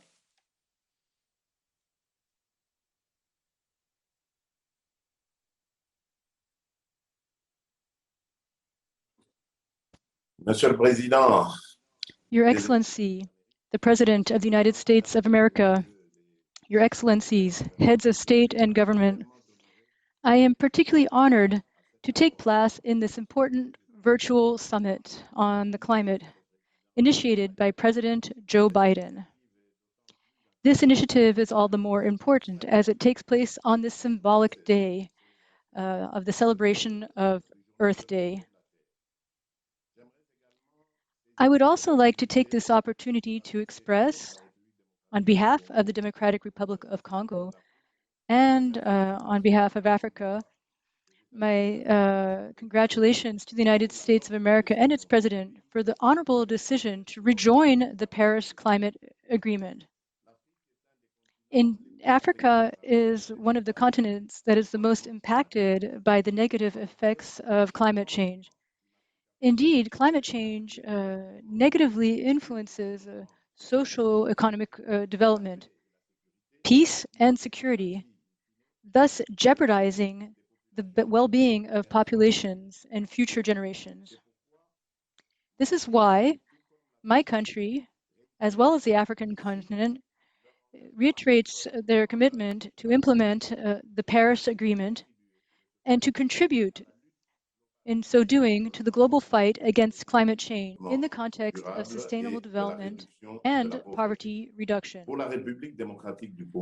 For the Democratic Republic of Congo, this implementation is reflected, among other things, by a nationally determined contribution that provides for a 17% reduction in greenhouse gas emissions by 2030.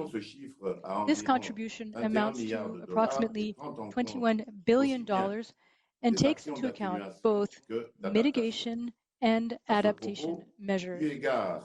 In this regard, given the significant forestry potential of the Democratic Republic of Congo, we are working to carry out actions that provide for the protection of our forests, but also for their efficient management, while seeking to restore our forest cover to 63% by 2030. Among these actions is the ambitious intergenerational reforestation program that aims to plant 1 billion trees by 2023 throughout our entire national territory. In line with the agreement's current revision, that will now include the requirement to preserve biodiversity, peatlands, as well as other additional emitting sectors, such as energy, waste, and multimodal transport. We are pursuing the goal of decoupling the use of forest resources from important sectors of the national economy, including energy and agriculture. In addition to these resolutions, we have decided to develop our huge renewable energy mix, consisting of hydroelectricity, solar power, as well as the sustainable mining of our reserves of essential green strategic metals that will undoubtedly contribute to the decarbonization of our economy. As chairperson of the African Union, I have no doubt that African nations are part of the solution that is required to mitigate the effects of climate change. And as President of the Democratic Republic of Congo, I am endeavoring to protect the tropical forests in the Congo Basin and also to work with our neighbors as well as the international community to do so. These forests are of a critical importance at the global level. broader than Alaska.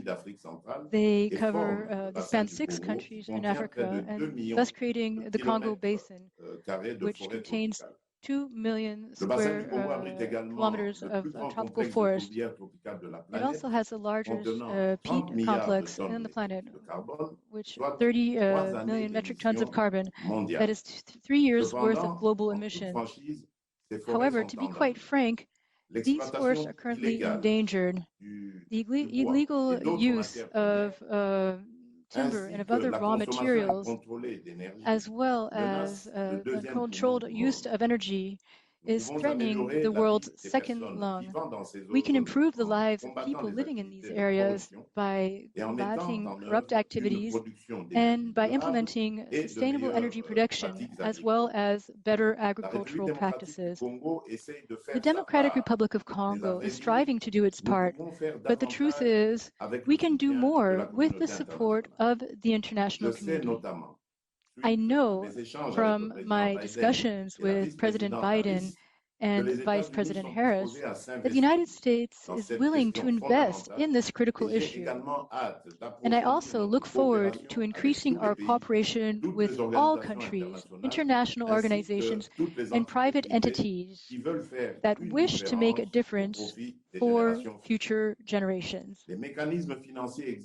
Existing financial mechanisms are not sufficient to achieve the objectives of the Paris Agreement, neither in terms of their mechanisms nor in terms of their implementation costs. The current price of forest carbon set at $5 per ton is neither fair nor realistic. Moreover, achieving carbon neutrality will not be possible without taking into account the conservation and regeneration of forests. To this end, a fair price for forest carbon that incorporates foregone opportunities should be at least $100 per ton. It is important that the summit accelerates the mobilization of additional financial resources, and these should be substantial. This also requires simplifying the procedures for accessing financing for the least developed countries, the majority of which are in Africa. In this regard, I would like to emphasize the importance of the commitment made by developed countries to mobilize $100 billion per year starting in 2020 and to increase this amount by 2025. Finally, I would like to express the hope that this summit will pave the way for the 26th Conference of the Parties to the United Nations Framework Convention on Climate Change. Thank you for your attention.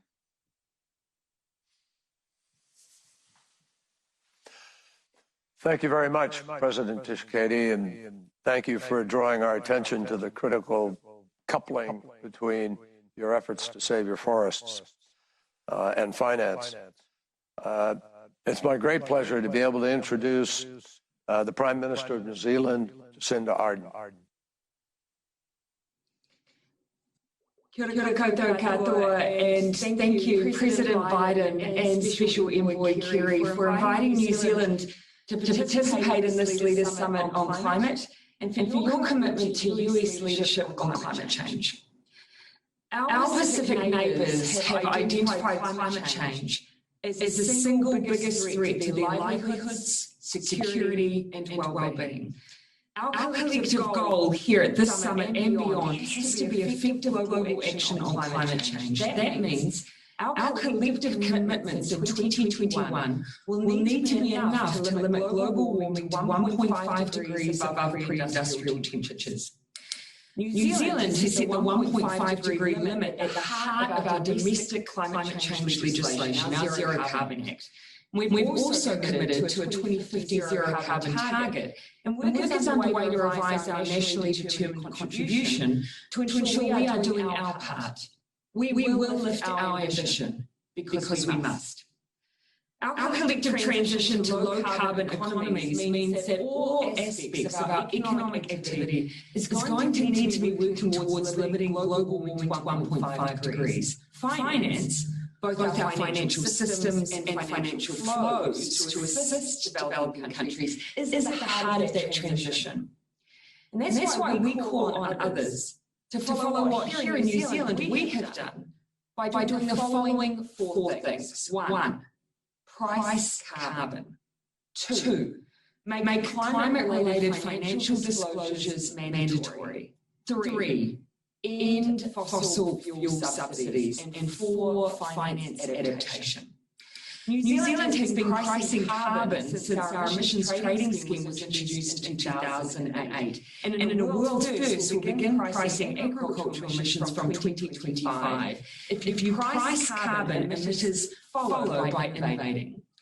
On finance, in 2020, New Zealand was the first country to announce mandatory climate-related financial disclosures. What gets reported gets managed. It's one thing for investors to have a climate lens in their investment, but when it's economy-wide, that changes the way in which all financial flows and risks are managed. On fossil fuels, global agreement on the need for fossil fuel subsidy reform is long overdue. Fossil fuel subsidies undo any advances we make on pricing carbon. We cannot take money from emitters paying for their carbon emissions and then give them money back in subsidies. Join us in supporting the renewed WTO ministerial statement on fossil fuel subsidy reform at the 12th Ministerial Conference in November. Finally, developing countries, particularly those most vulnerable to the effects of climate change, such as Pacific SIDS, have a genuine need for easily accessible finance to support their climate change action, both for adaptation and mitigation. This is even more important as economies recover from COVID-19. While support for adaptation has been increasing, finance for adaptation remains low. We must do better to support countries to adapt to the impacts of climate change. The numbers we are discussing are beyond astronomical. Globally, fossil fuel subsidies total around $500 billion a year. This is 5 times our annual climate finance goal of $100 billion a year. Imagine what diverting trillions of mobilized finance could do to help us achieve our collective goal to limit global warming to 1.5 degrees above pre-industrial levels. It is time to stop imagining and for us to do what is needed. He woke ika noa, no reira tina koutou, tina tātou katoa. Thank you very much, Prime Minister Ardern, for that powerful intervention. I want to thank the President. I know the President has to step out, but I want to thank him for being here for these important heads of state comments on the finance. Mr. President, we very much appreciate you being here, part of it. Thank you, John, and we wouldn't be here, quite frankly, sponsoring this without you. So thank you. Oh, thank you, Mr. Well, you called the summit. So I have the great pleasure now of introducing my friend Janet Yellen, who is our terrific Secretary of Treasury. And she's been an extraordinary partner and, frankly, a stalwart champion on the climate issues since her days at the Federal Reserve. And she has long recognized the threat that climate crisis poses to the financial marketplace, the United States and around the world.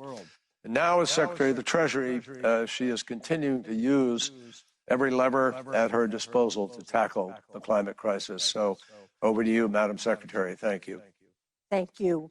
President Biden, Secretary Kerry, and other distinguished guests, I'm honored to join you today.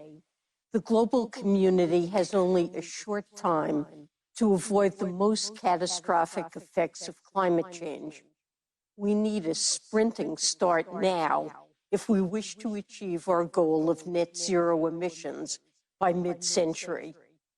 President Biden has recommitted the United States to do its part to tackle this crisis and marshal the full capacity of the U.S. government. As Treasury Secretary, I understand that finance, public and private, is crucial to enable countries to accelerate their progress toward a net zero emissions future and cope with a climate that is already changing. But this will require economic and political choices. Governments and business leaders around the world are pondering these choices. So let me mention two questions that keep me up at night. First, how can nations best reduce emissions while supporting economic development and responding to other major challenges, such as COVID-19? This is especially challenging for low-income countries that have few available resources and pressing development needs.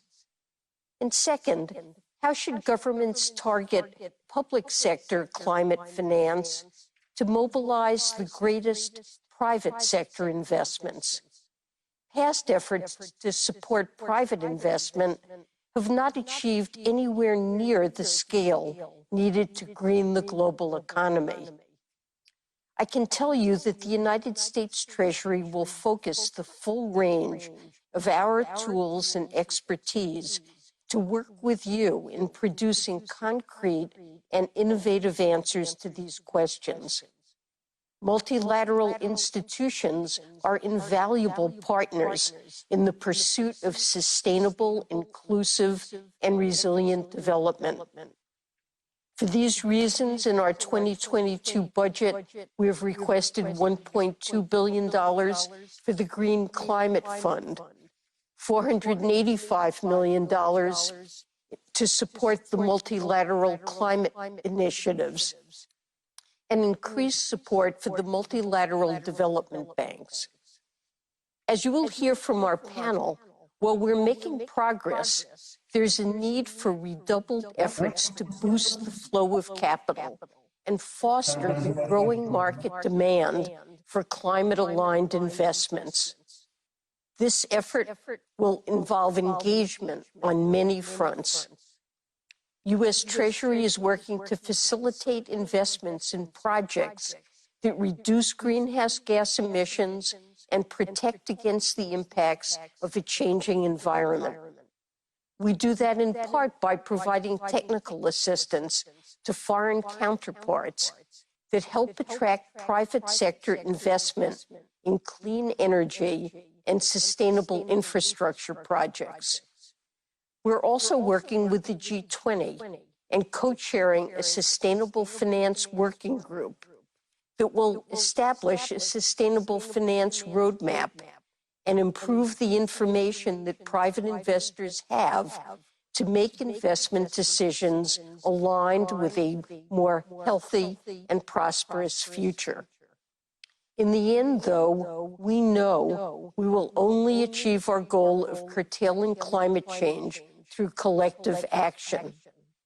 Today, we as a global community need to be ambitious, set goals, work together, and sprint toward a cleaner, safer, better future.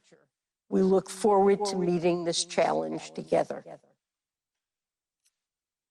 Thank you very much, Madam Secretary. We really appreciate that input. And I know we're all looking forward to hearing from the panel that we have now, because the criticality of the finance structure to the solution to climate can't be emphasized enough.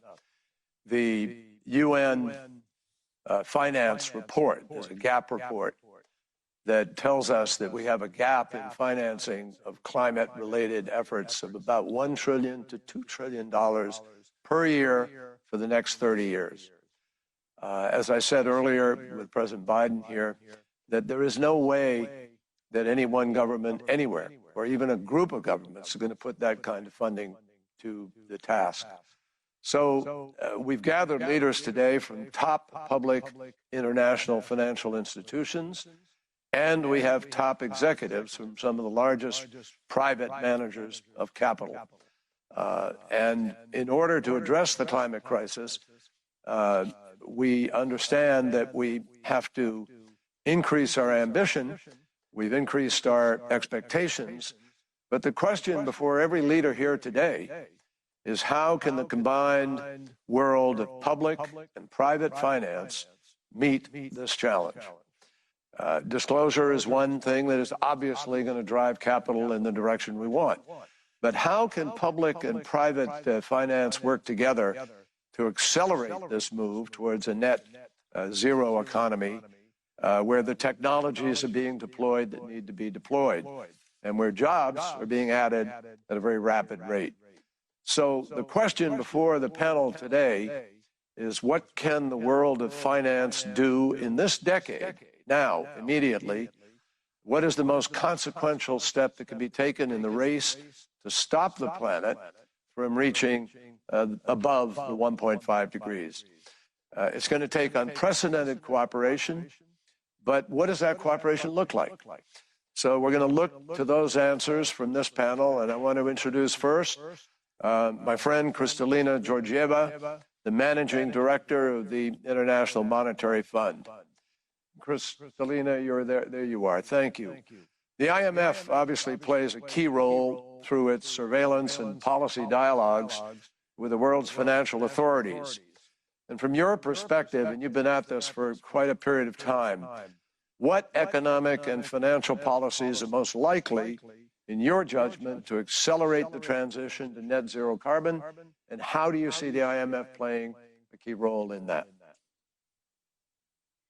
Thank you very much, Special Envoy Kerry. And I want to recognize President Biden, Secretary Yellen, yourself, for giving this very precious gift to Mother Nature and to our future with the summit you assembled today.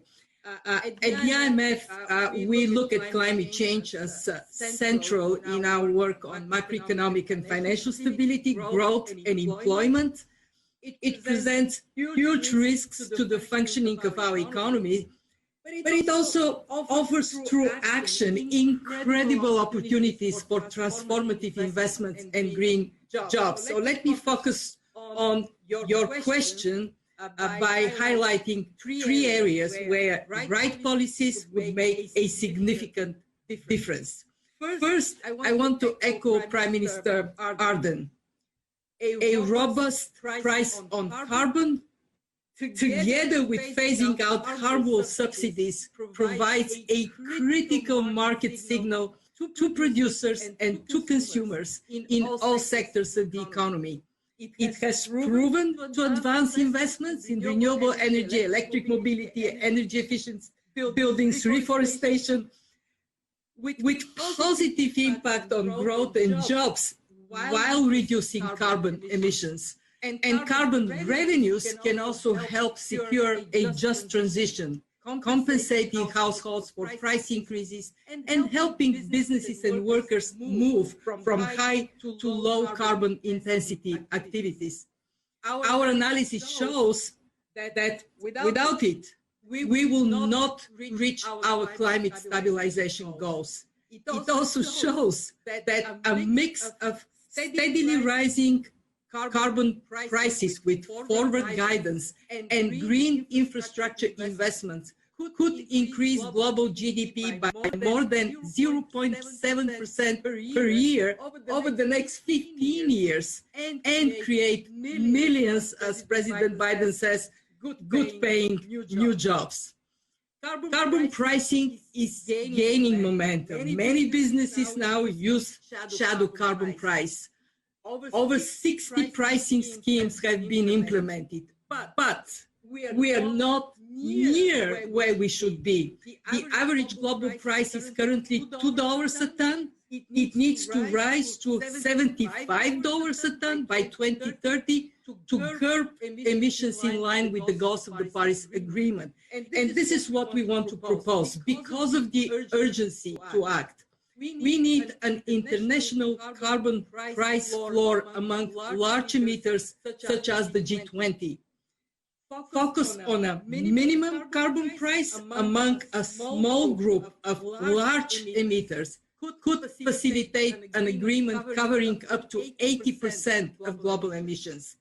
This price floor has to be pragmatic and equitable, with differentiated pricing for countries at different levels of economic development. And it can be implemented through different means: carbon taxes, carbon trading systems, or equivalent measures that match local policy preferences. And crucially, if we are to have a price floor, we may avoid the less efficient and potentially contagious border carbon adjustments if some countries move ahead with robust pricing while others do not. Second, green taxonomy, standardized reporting of climate-related financial risks. Both are necessary to unlock trillions of dollars in private finance. We know the finance industry is stepping up, but when we look at surveys of major investors, more than half cite the poor quality or availability of data as the biggest barrier to sustainable investing. And this is why at the IMF we are working with our members and partners on data quality and disclosure, as well as on financial sector stress testing for climate-related risks. Third, financial support to developing countries. They offer many of the lowest cost opportunities, so it is in everyone's interest to fulfill the commitment to $100 billion a year. And we have to innovate, including, as we now work with the World Bank, a potentially debt for climate swaps. Combined with technology transfer and policy support, it would make it possible to decouple growth and carbon emissions. And let me finish. We will do our part. Special Envoy Kerry, we will integrate climate change into our annual economic health checks of countries and financial systems, and would actively promote low-carbon, climate-resilient growth paths that we need. Thank you. Thank you very much. We really appreciate that, Madam Director. And Kristalina, those are three powerful and important contributions. And if we have time, we may come back and inquire further. I want to turn to Yannick Glamarek now. He's the Executive Director, as everybody knows, of the Green Climate Fund. And the GCF has a very big portfolio now of climate projects around the world. So how is the fund going to enable developing countries to join in pushing the boundaries of innovation and to blunt the impacts of climate crisis? Thank you very much, Special Envoy John Kerry, for inviting the Green Climate Fund to participate in this threshold summit. We feel honored to be part of it. Innovation in new technologies, business model, and financing instruments is imperative to achieve the goals of the Paris Agreement. GCF was established to foster a paradigm shift in our fight against climate change. If I may quote your words in a recent event, Special Envoy John Kerry, GCF missions is to put new ideas to work and scale up existing ideas. We are an open, country-driven partnership. We work with over 200 national and international partners, including commercial and development banks, civil society organizations, United Nations agencies, and private equity funds. This enables us to foster unprecedented coalitions to finance frontiers climate investment. We use a range of financing instruments to meet the needs of developing countries and investors. Grant, concessional debt, guarantees, and equity. This flexibility let us pilot new financial structure to create new markets for new climate solutions. We leverage these capabilities in four ways. First, we have a dedicated grant funding readiness program to support developing countries' effort to incubate novel ideas. Second, we pilot innovative ideas to establish a proof of concept. For example, we are providing risk capital to SMEs that are developing off-grid and climate-resilient agriculture solutions for vulnerable communities in East Africa. Risk capital is extremely scarce in developing countries, yet it is a precondition for innovation.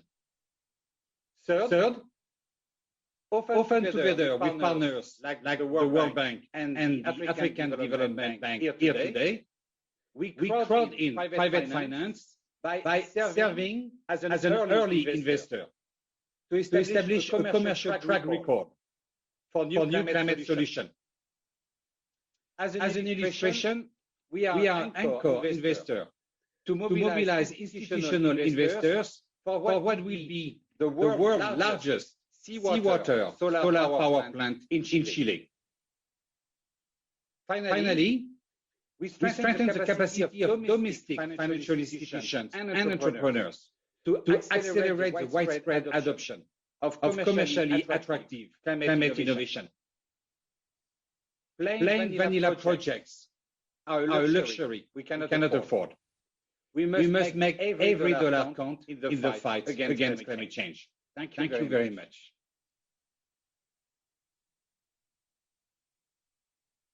You put your finger on one of the most vexing components of this, which everybody should perhaps think about, and that's concessionary money.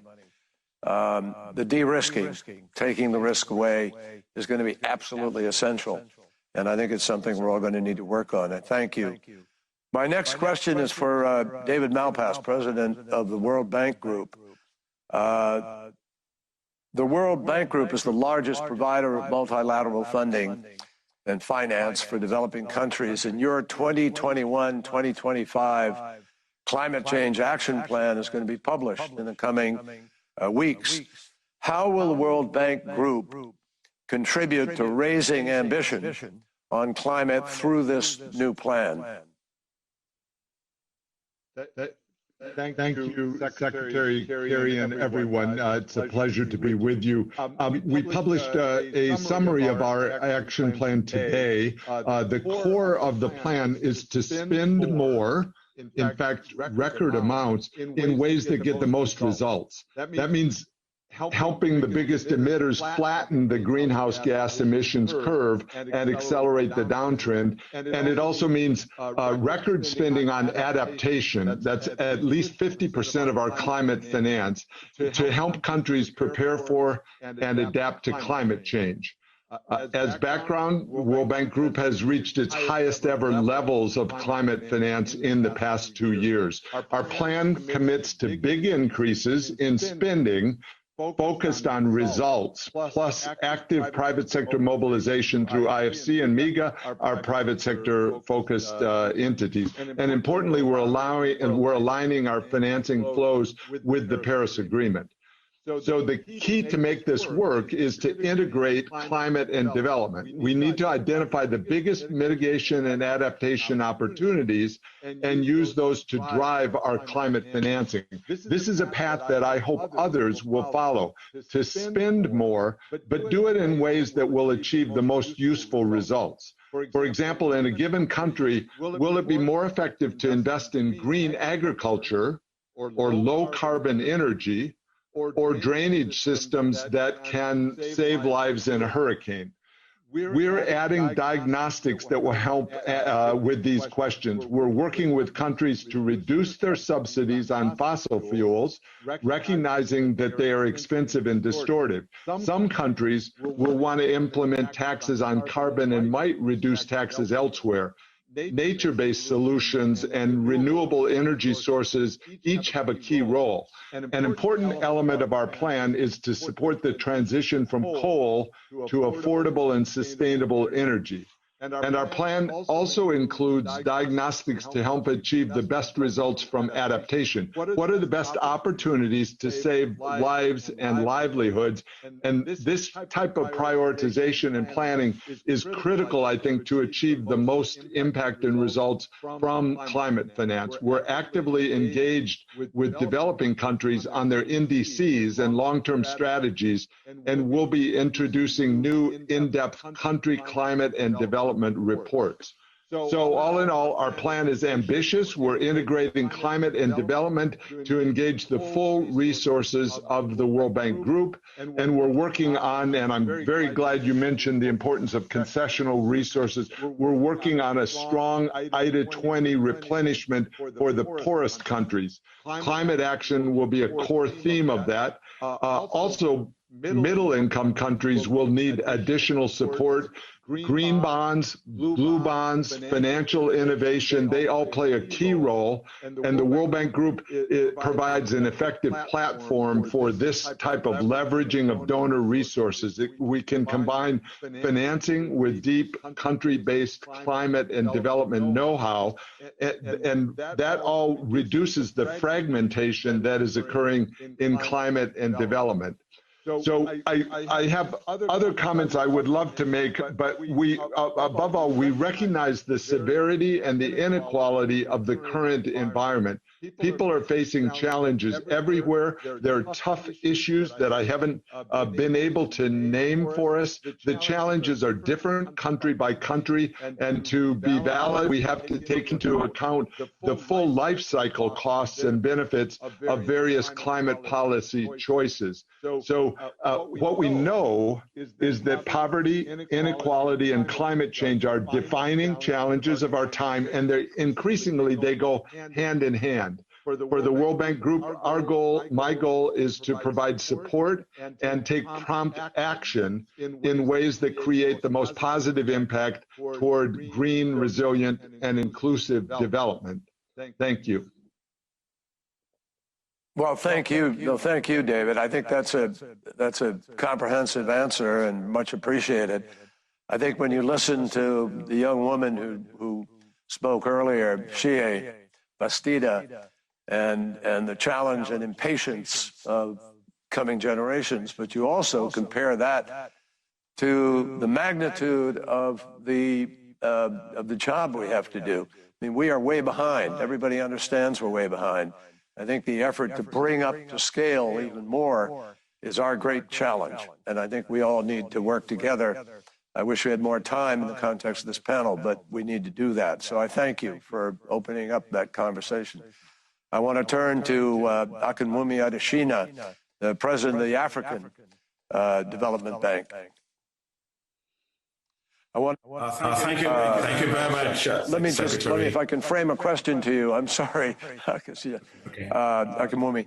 The African Development Bank is the only multilateral development bank now to focus over half, I guess, of your financing on projects with climate adaptation and resilience objectives. Not most people are doing that. How is the bank doing this, and what have you learned about how to do adaptation effectively that we could share with others? Thank you very much, Mr. Secretary. I was just following the Prime Minister from Jamaica to say it's time to sprint, so I was just about getting off laps. I'd like to thank President Biden and you, Secretary Kerry, very, very much for inviting me to the summit. For all of us, President Biden's election has given renewed hope for us to global efforts to tackle climate change. Of course, it's appointing you. You're a dear friend to all of us, Secretary Kerry. You're also a friend of the global climate. Our special envoy is a very strong signal. And he's also appointing Secretary Yellen in Treasury. In my view, completes the action triangle of leadership, passion, and finance that's critically needed to accelerate global action on climate change. To be sure, climate change is a threat to Africa. The continent loses $7 to $15 billion per year to climate change, and this will rise to $50 billion per year by 2040, according to the IMF. Africa, the least emitter, suffers the worst of the impacts of climate change, including droughts, floods, locusts, and pest invasions. Africa is not at net zero. Africa is at ground zero. We must therefore give Africa a lift to get a chance of adapting to what it did not cause. At the African Development Bank, we are leading this charge for Africa. We have committed $25 billion to climate finance over the next 4 years. Our share of financing devoted to climate rose from just mere 9% in 2016 to 35% in 2019, and we will reach 40% in 2021 this year. We are also setting the pace.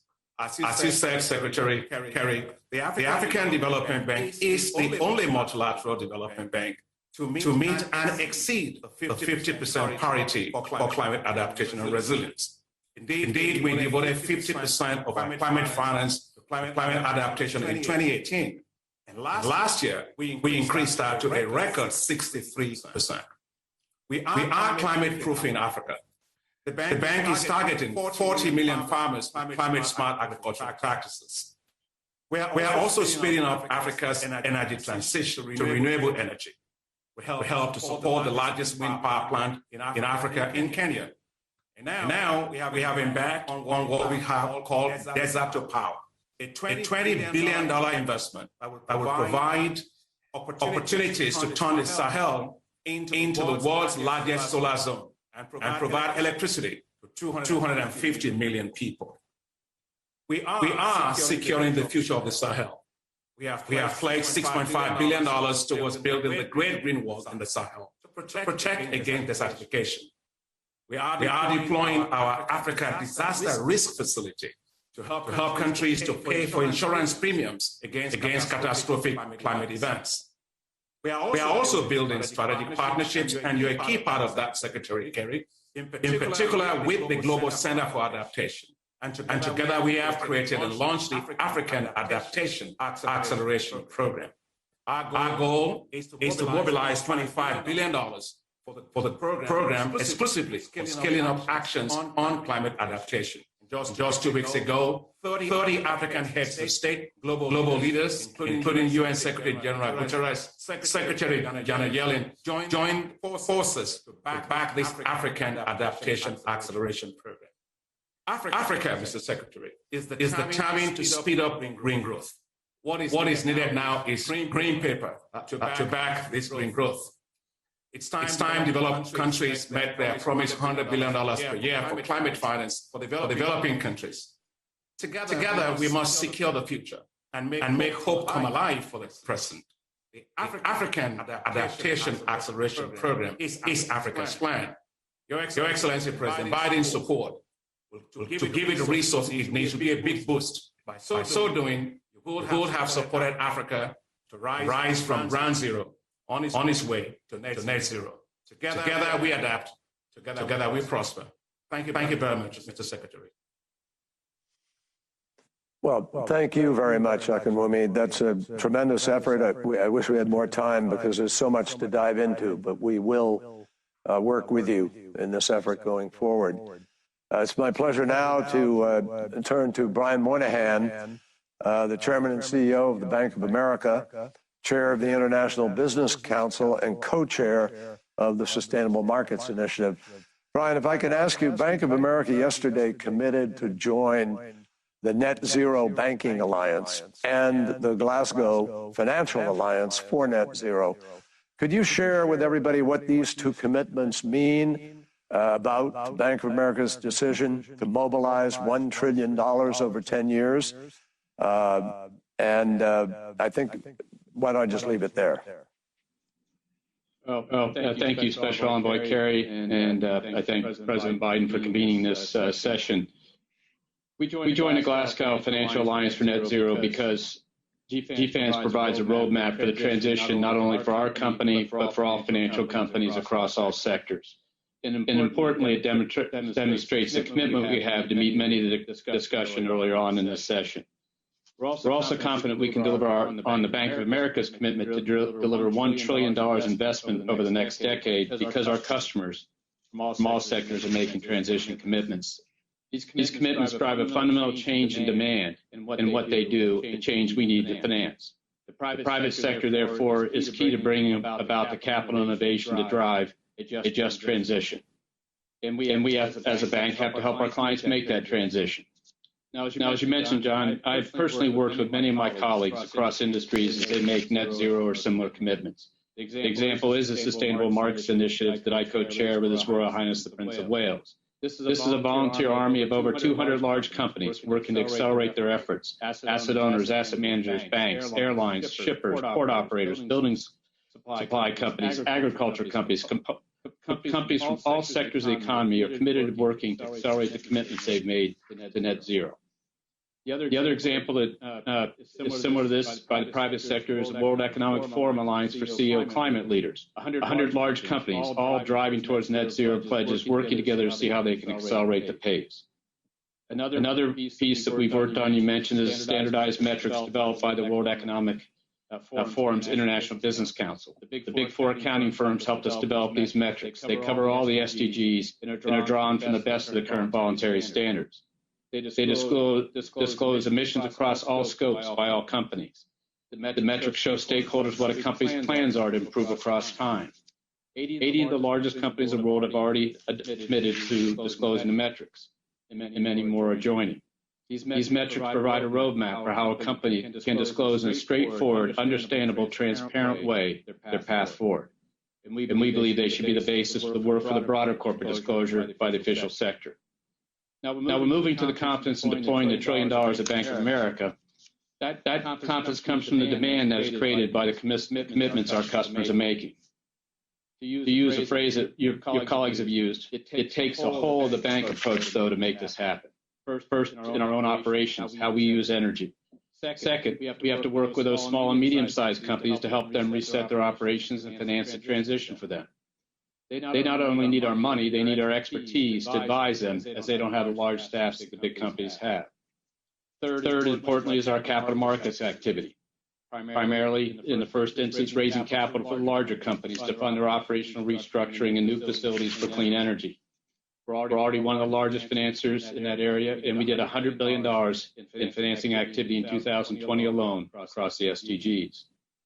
We also, through our capital markets activity, will raise equity for innovative new companies to fund their technologies and their growth. And we'll also raise money in blended finance structures that Mr. Malpass mentioned, to leverage the public monies from the MDIs that spoke today, especially to help those developing countries.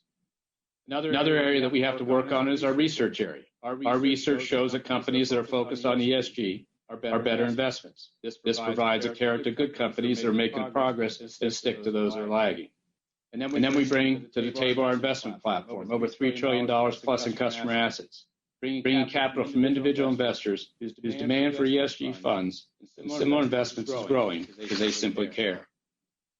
Even in our commitments to on racial and social justice in the United States of $1.25 billion, or our commitments to $6 billion a year in community development, low and moderate income housing, all these commitments are made across our platform with a view to the same transition pathways. So we're committed to net zero, and the good news is many of our private sector colleagues are similarly committed. We believe those private sector colleagues are significantly important and the critical part of the path forward for net zero for the world. We're there to help those customers make that transition and to provide the financing like a bank should. And by doing that, we deliver for society and for our shareholders. We call that at Bank of America the Genius and we look forward to helping you in your endeavors here. Thank you. Thank you very much, Brian. That's a pretty comprehensive undertaking. And I might just comment that yesterday you are one of 6 banks that announced an aggregate amount of money of about $4.16 trillion that will be allocated over the course of the next 10 years, which is an incredible start to the effort to provide the finance we need. I want to turn now to Jane Fraser, who is the CEO of Citigroup. Jane's been sort of thrown into the hothouse here pretty quickly because she's only been there for as a chair, as CEO. She's been there for a long time, but you've already announced that Citi is going to be net zero in its lending business by 2050, and you're setting 2030 goals. You also yesterday announced you're joining the Net Zero Banking Alliance, which is a pretty fast start. With respect to the climate crisis, what is it that you're now setting out as the new CEO? How do you hope to change or advance Citi's relationship to the climate crisis? Well, first of all, let me thank Special Envoy Kerry for both your leadership on climate and for your invitation to this important summit. I may have been CEO for only a short time, but Citi has been helping lead our industry's drive to sustainability around the world for many years. We helped create the Equator Principles back in 2003 and the Green Bond Principles in 2014, both of which have been establishing important industry standards. And in 2018, Citi became the first US bank to report on our efforts to implement the Task Force on Climate-Related Financial Disclosures framework, which provides transparency about the impact climate change has from a risk management perspective.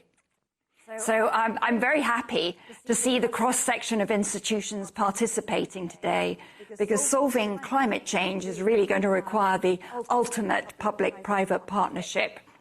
And agreeing on common metrics and common standards is going to be fundamental. At Citi, our goals for 2030, they're grounded on 3 principles and priorities. The first is financing climate solutions. The second is measuring the reduction of climate risk and impact of our own clients in the portfolio. And the third is continuing to minimize our own company's direct impacts on the planet. We recently committed to $500 billion in environmental projects and activities by 2030. And this is a 10-fold increase over our very first commitment way back in 2007. And combined with our plans to finance $500 billion by 2030 in areas such as healthcare and affordable housing, like Bank of America, we've committed a total of $1 trillion produced by our client portfolio. And yesterday, as you said, we're very proud to help launch the Net Zero Banking Alliance with Brian and others to establish a common industry framework for net zero. But we know that to truly fight climate change, our clients, which include many of the biggest world multinationals, as well as investors and countries like the ones we've heard from today, will also need to transition to net zero. And we will join them on this journey. Net zero is very easy to say, but it's going to be hard to do. And make no mistake about this, this is going to be really hard. We think it's going to require 3 critical things. Putting hard numbers to this, because when we look across our client portfolio, particularly in carbon-intensive sectors, measuring our financed emissions is rather a Herculean task. Second, having tough conversations with our clients. Do they have a net zero plan themselves? And how can we partner with them on the execution of this critical transition? And if a client isn't interested in decarbonization, well, what does that really mean for our long-term relationship? And the third element is looking outside the company. We've all got to accelerate technology development, whether it's through renewables or carbon capture, and we all have to get behind supporting the public policy that is really going to be essential to making this all happen. So yes, we are acting with urgency. We're excited about this road ahead, but I do want to underscore it's not going to be easy, and we're going to need all the pragmatism and the partnership that we can muster together. I can assure you, whether it's the drive to net zero or the other important parts of our ESG agenda, including closing the gender pay gap and promoting racial equity, we're going to back up our commitments with real action and with measurable results, because that's what matters. And our clients and our shareholders and our people, well, they're expecting nothing less. So thank you for having me today. Thank you for coming today. We appreciate your participation, and congratulations on getting off to such a great, quick start. You said twice getting to net zero is going to be hard, really hard. And just remind everybody that will depend on whether or not we have some breakthrough technologies and breakthrough innovations, number one. But even if we get to net zero, we still have to get carbon dioxide out of the atmosphere. So this is a bigger challenge than a lot of people have sort of really grabbed onto yet. And again, we can't do it without your engagement and support. So we thank you for that. I want to turn now, if I may, to ask a question of Oliver Beta, the CEO of Allianz. You represent one of the largest insurance companies in the world and one of the most committed to net zero. I can remember being at conferences with you a number of years ago, and you made some huge commitments. Given your long experience in climate, help us understand what do you think the business community needs to do, just bluntly, in order to accelerate the amount of capital that is flowing into net zero transition?